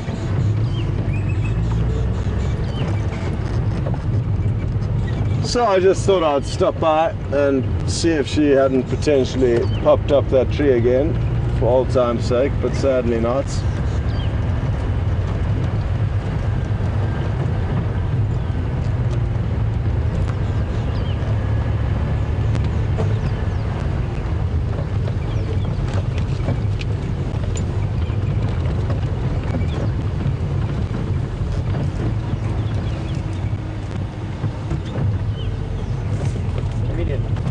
Joking. Oh, well spotted. Holy smokes. Should I move? I'm gonna have to a little bit. Awesome. How did you do that, Romeo? Because there's little magic superpower sometimes. I'm not doing a very good job here, am I? He's just doing a good job. We want to try and get us as close as possible though. Okay, well, it looks like we are sorted for the rest of the drive because we've got a chameleon. And funny that we were looking for one earlier. Now, if we give it a moment or two, I'm hoping it is going to come out onto the other side of this dead branch. It's found itself on a very absurd, open and exposed branch, which it's now hiding on the underside of, which doesn't help us very much. But I think it was just slightly alarmed by the proximity we came to it.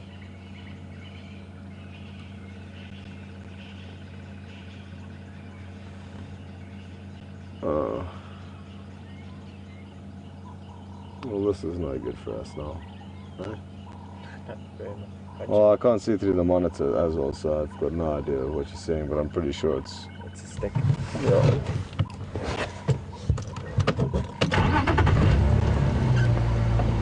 Okay, we might have to go a little bit further away.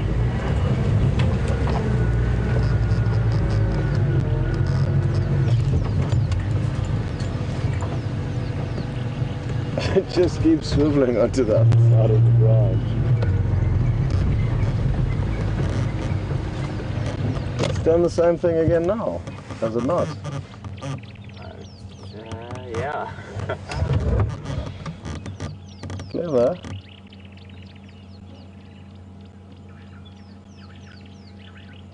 Well, there's a reason why they're well known for their disappearing acts. And this one,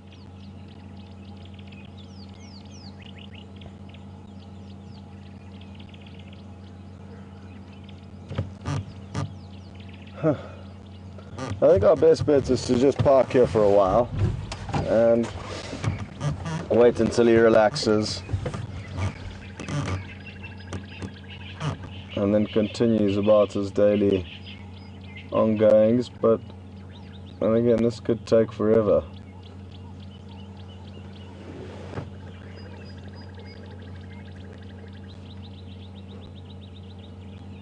I really would love to see one hunting. And the only way to do that would be to invest some time in viewing one.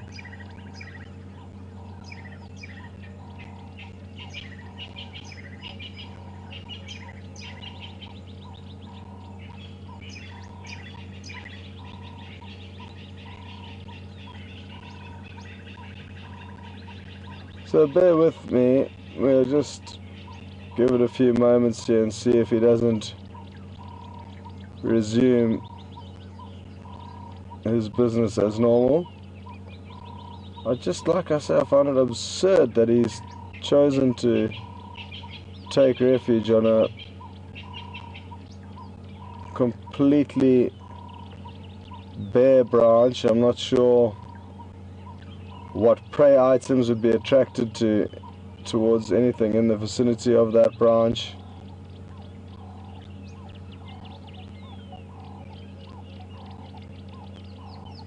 But surely he could have found a safer place to hide himself.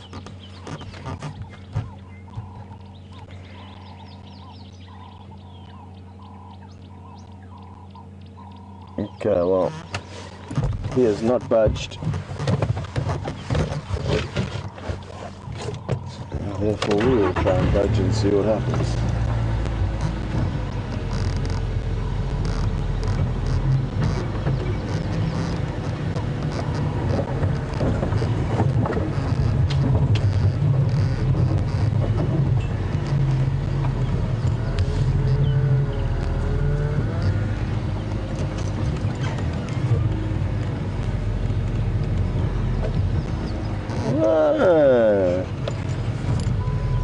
Interesting. Well, Jason will be very happy to hear that his mother's watching this morning's show. And welcome on board. Audrey, good to have you with us. Out. This chameleon is giving us a proper run around here.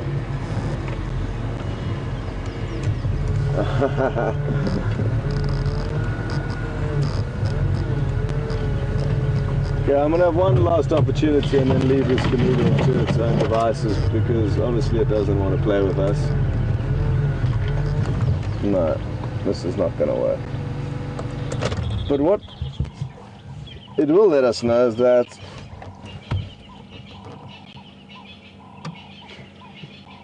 chameleons do know very well how to hide behind branches, even if they are completely out in the open and we know that it's there. You still can't see anything, and as we swivel around it simply does the same thing. Well, from the other angle if we can. Watch this. The full 360.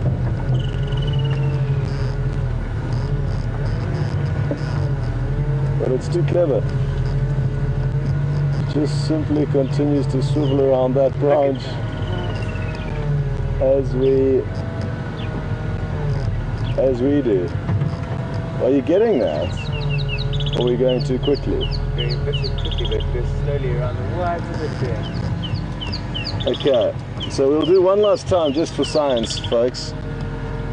Now you watch that branch, you may see the chameleon's tail and legs moving a little bit, and I'm going to try and go slowly, but as we move, it's mirroring our movements and therefore staying concealed behind that very thin branch. Too slow, are we okay? That's perfectly good. Okay.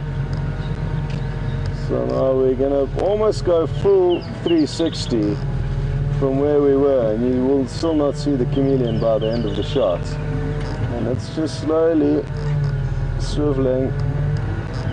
Oh no, is it given up now? Now we can see the chameleon. Now we can see it, but before now, and even it'll probably continue to... Oh, it might be hunting. You see how it's shaking its head like that? Watch closely. It may spit out its tongue quickly. Watch closely. And I think that's why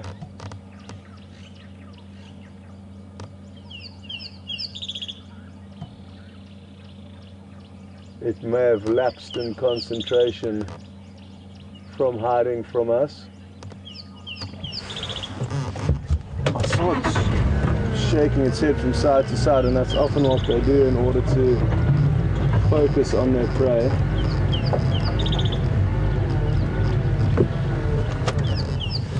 Wouldn't it be great to be shot straight down onto one, vertically downwards?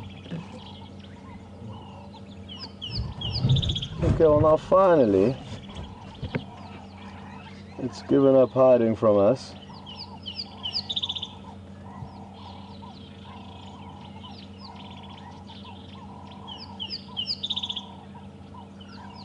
And I can see a little bug. It's not in the ideal spot for him. It's kind of directly in line with his head, which will make shooting but behind it. So shooting sideways would be difficult, shooting the tongue out, but let's keep watching and see. How's the shot coming out there, Jason? Are we close enough? Yeah.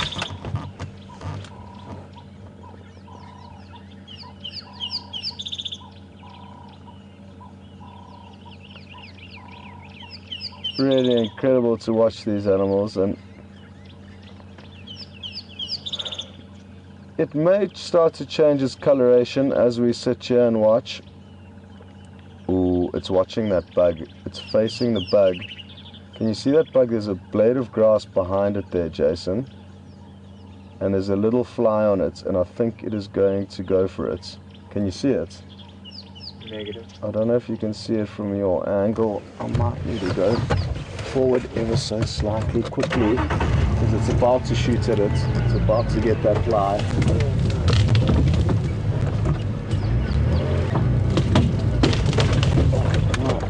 Right down wrong.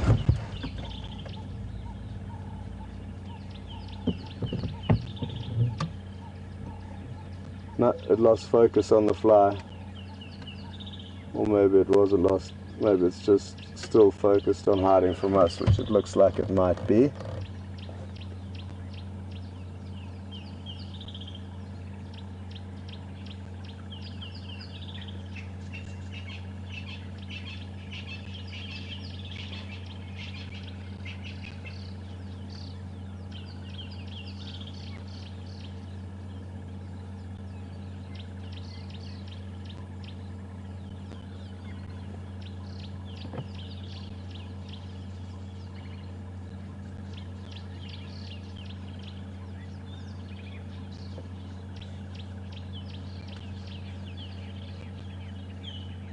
Okay, well, I can't help but feel that this chameleon is too concerned about us to carry on with its daily ongoings, and I think it is because of this abnormally bare branch that we found it on, or Jason found it on, so well done, Jason, for spotting that. And that was exciting.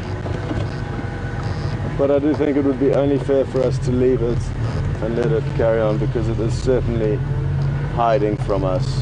And much with its plans for today.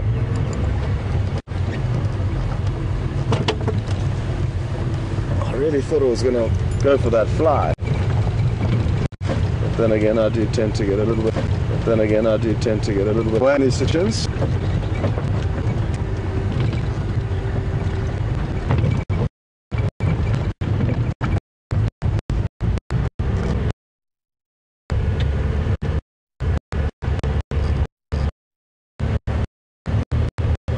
Okay, well, who'd have thought that we would have found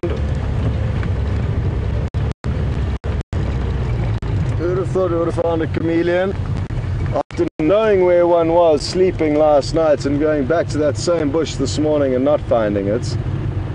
To find a completely random one that we had no idea about is a miracle of sorts. So thank you, Romeo, for blessing us with your miraculous discovery this morning. Anytime. Next time, if you could do it, a bit earlier on in the drive. But hey, we'll take whatever we can get, so better late than never. Jason isn't an early morning kind of guy, just to let you know, folks. It requires time to warm up, and in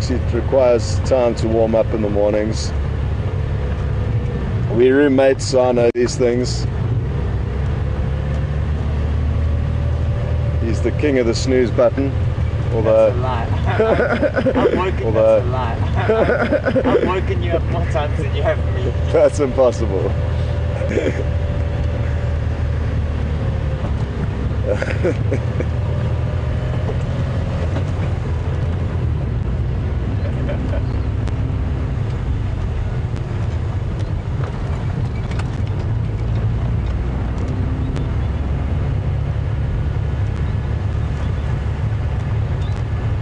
Okay, well, short on half an hour left. So,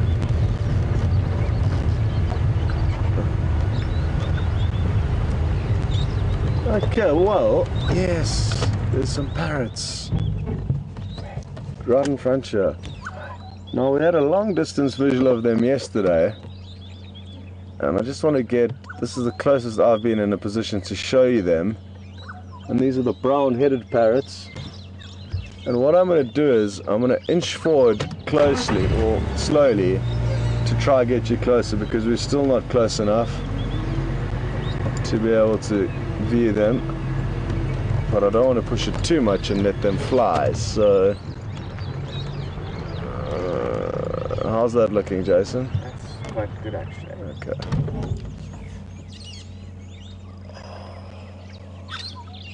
One just flew past us, which was beautiful.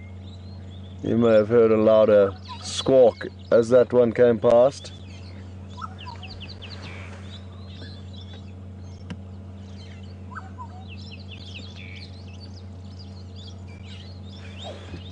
We are at a loss of parrots. Cool. But that was good. I'm very happy we got to see those parrots, or close up. It was just yesterday that we actually showed you a longer distance visual of them with Brian. So I'm glad we got a closer view of them for you. Oh, look at the black-headed oriole. I don't know if it's going to stick around.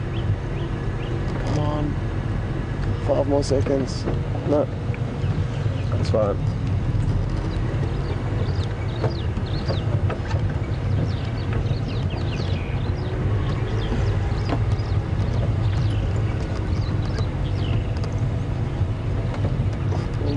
Birds are all certainly very excited. I'm not sure what's exciting them here, but there's a lot of different birds fluttering about.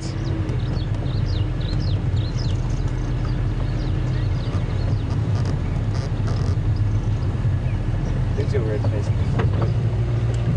Oh, well done. Quickly, Jason. Oh no, what do we do? Do we go around? I don't know. Let's try go around.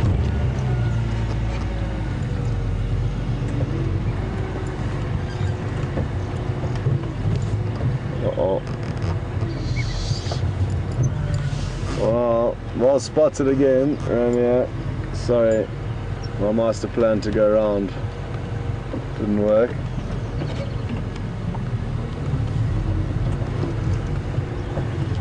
But there were simply too many obstructions, I think, from all those thorns by the time it had made it across to the back of that tree.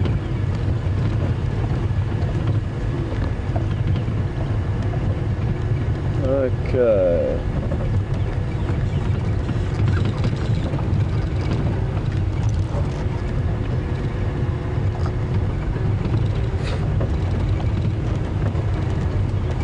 It's funny now, Mark and I are very cautious of the words we're using because of the sorry bingo that was made. So every time I say okay, I'm thinking about the bingo game that was made by one of the viewers. So some of my words are okay. Folks. There's a long list. Let's see. It's cooking. Anyway.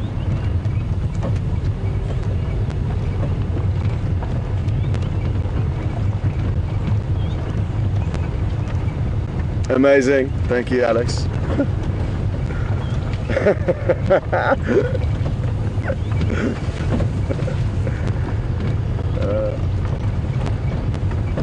Yeah.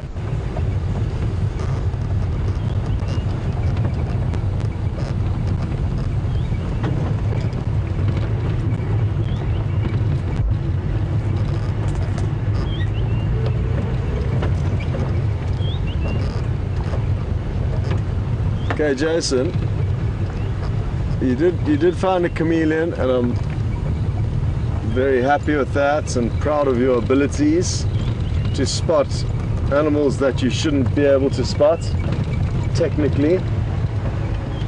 So I'm now going to give you your next challenge, and that is to find an owl. Which, oh, hold on.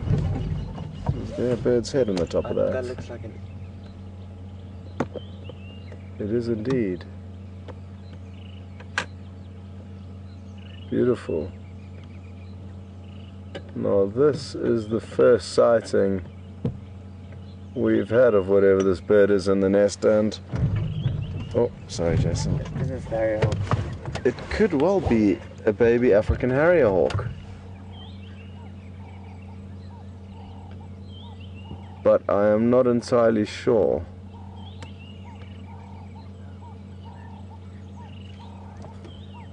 There were two African harrier hawks that did look like the owners of this nesting site, and I spent a lot of time here trying to habituate them and get them used to the vehicle, but they just wouldn't commit to being on the nest when we were anywhere nearby. They got kicked out of this nest by another bird, or if they in fact managed to raise this chick that we can see in the nest. Now I'm guessing that is a chick, but as you can see, we can only see very, very little of its body.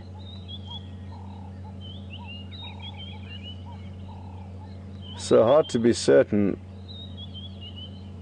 exactly what it is that we're looking at, other than the fact that it's a bird of prey. How's the shot looking there, Jason? I think it's fine, actually. Good.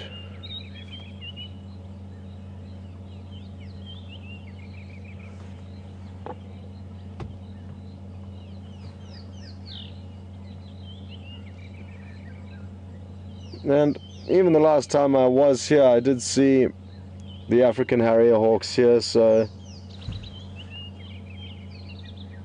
I'm guessing it is their chick, but they just did a good job of trying to keep this a hidden secret from us, which is all fair and well, considering all they're wanting is the best upbringing for their youngster, and I think the less people that know about this, the better.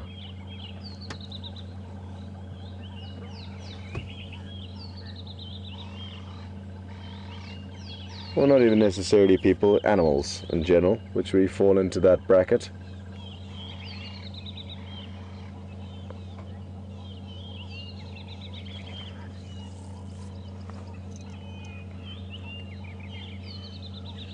Well, we will keep monitoring this closely, but I don't want to stay here too long because, like I said, I do know the adults are nervous of us and therefore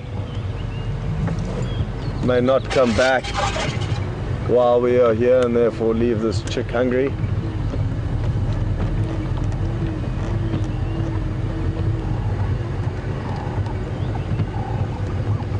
A very nice home in a fork of this beautiful torchwood tree.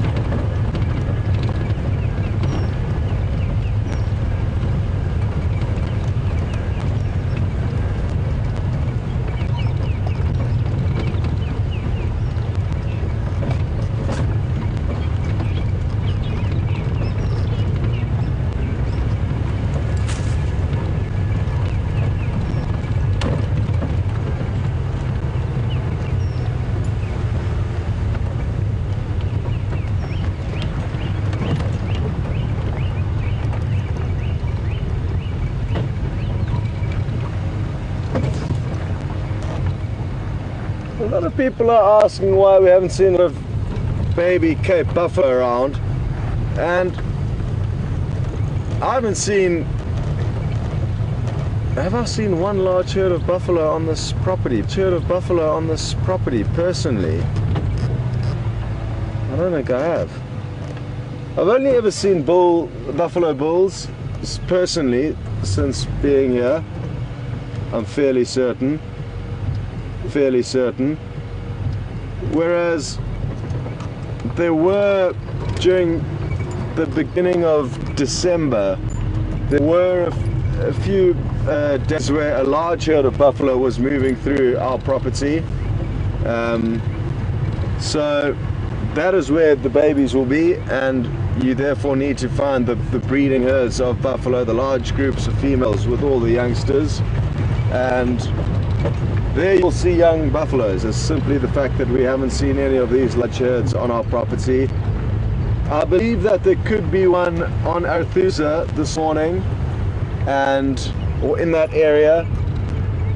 So hopefully they'll either head towards us today or in the next coming days, and then we'll be able to see a few Cape buffalo juniors. But it could be the fact that we haven't had herds of buffalo moving through Djuma, which is where we've been. To give you an idea of,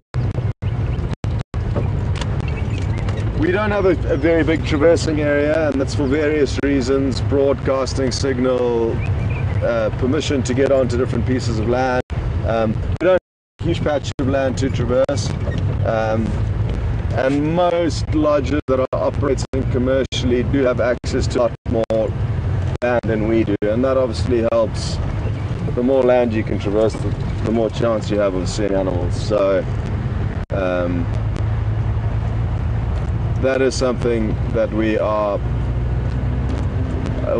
do have to deal with, that we do have a very small traversing area, therefore limiting us to how far we can go to see animals.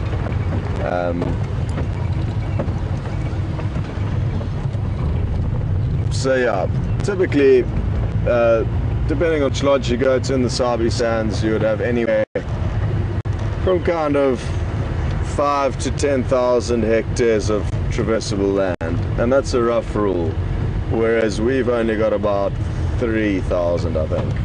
Wow, what is this? Well, this is an adult African harrier hawk, so it could very well be the adults of the young chick that we've just seen.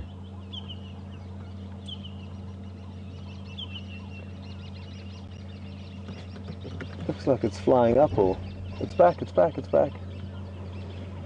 Jason was at the end of his range there, and then it started flying backwards, and flying back in a circle.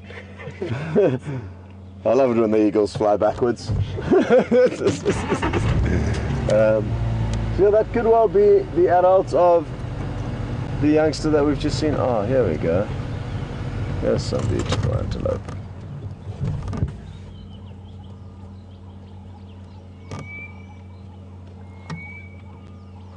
The Inyala certainly are one of my favorites. They are incredibly pretty antelope. And we're very fortunate in that at the camp where we stay in the Manyeleti, there's Inyala that use the camp as their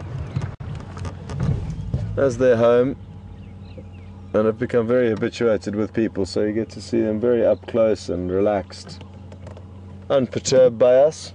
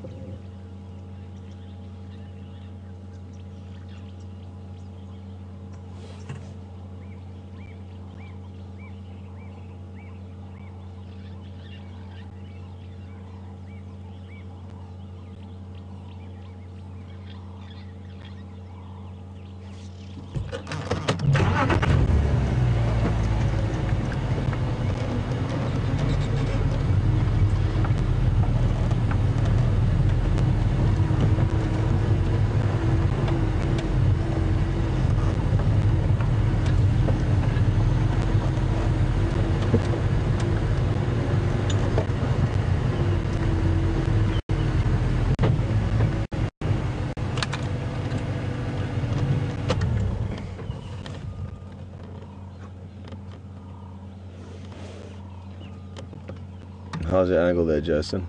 That's good, thank you.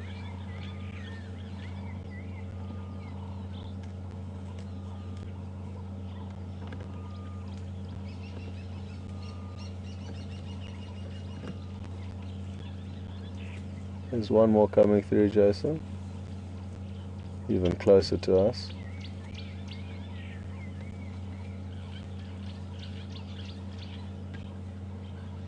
Wonderful.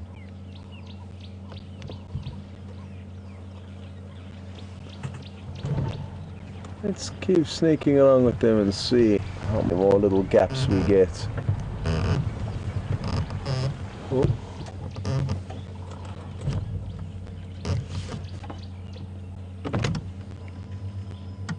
There's a big mad here. I would also like to show, it also sounds like some monkeys playing around in the nearby trees.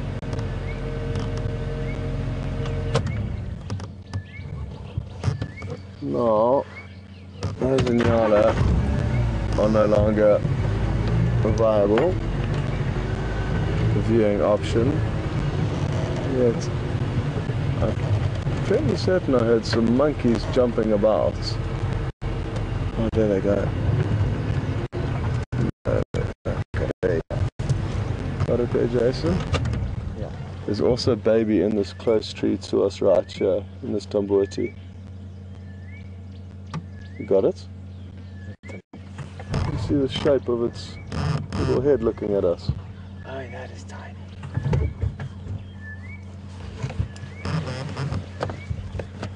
How's that looking? Decent. Yeah, that's fine. So that is a very small vervet monkey, and it'll be interesting to see where its mother is. Can you get back a little? Oh, there she is, standing up on her back legs, looking in the riverbed towards us, coming to probably collect the baby. you want to go back, Jason? Wait, she's gonna do something in this.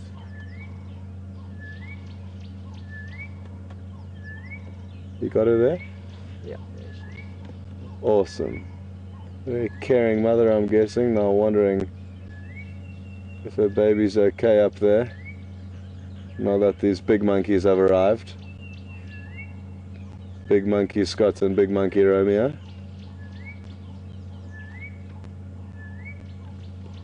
And incredible her balance that she can just sit on a thin little twig.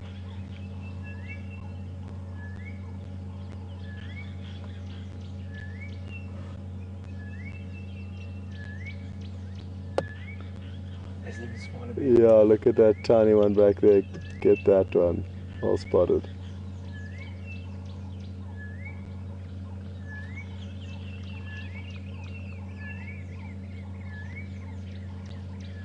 They really are so cute, the vervet monkeys.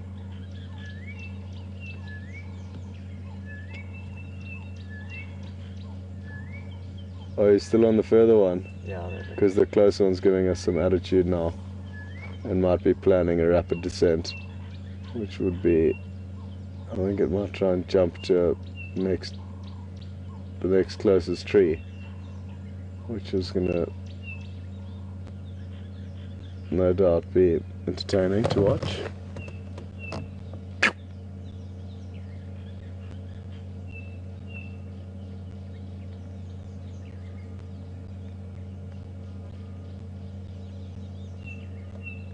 Was it doing the chameleon trick? Is it hiding behind the branch? Yeah. Oh, you know, I thought we had got through that today already.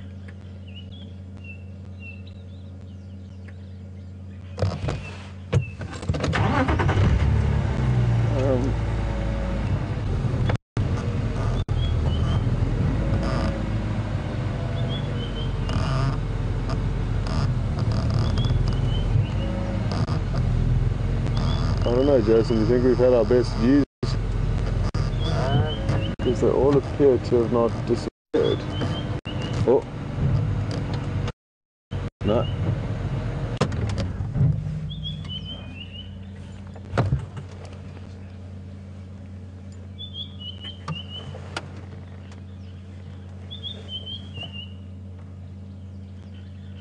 Meh. No good. Can you reverse it?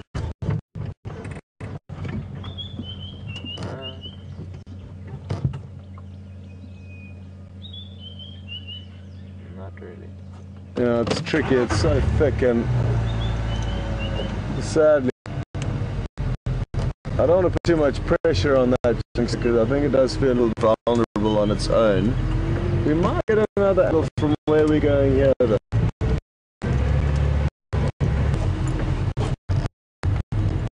It has gradually picked from the morning.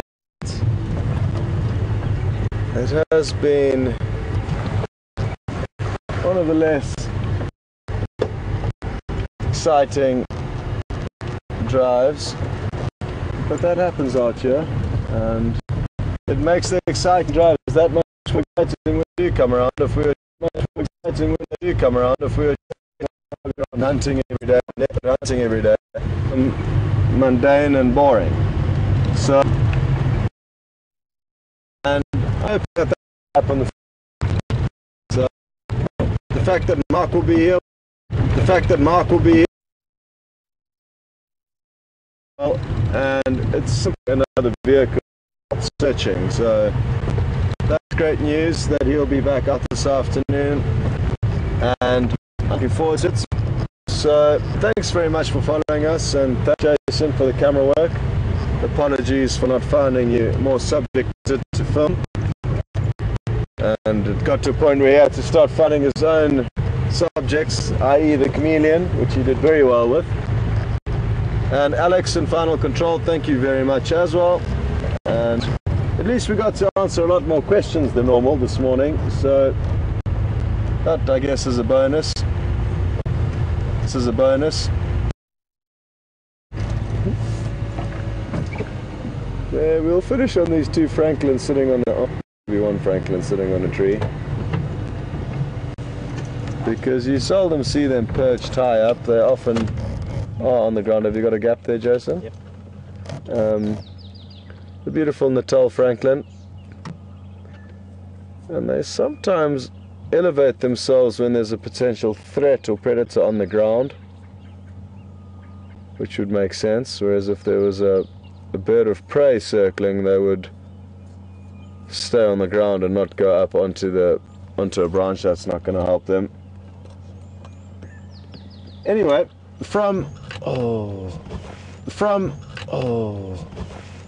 beautiful big kudu up ahead there that's going to continue to cross. Well done, Jason.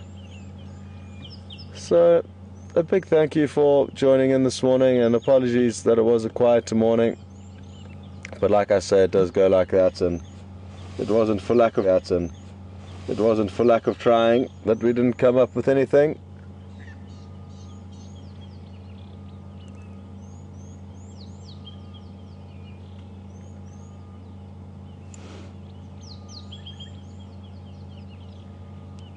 Jason, are you going to say goodbye to your mom? Bye. Thanks for watching, Audrey. Nice to have you on board with us. And tune in this afternoon for some more adventures and action. You will be out this afternoon again, Jason? Yep. Good. Can't wait. And a big thank you and goodbye again to everyone, and we will see you again this afternoon, and we can get you one last little image in the last few seconds of another kudu. There we go.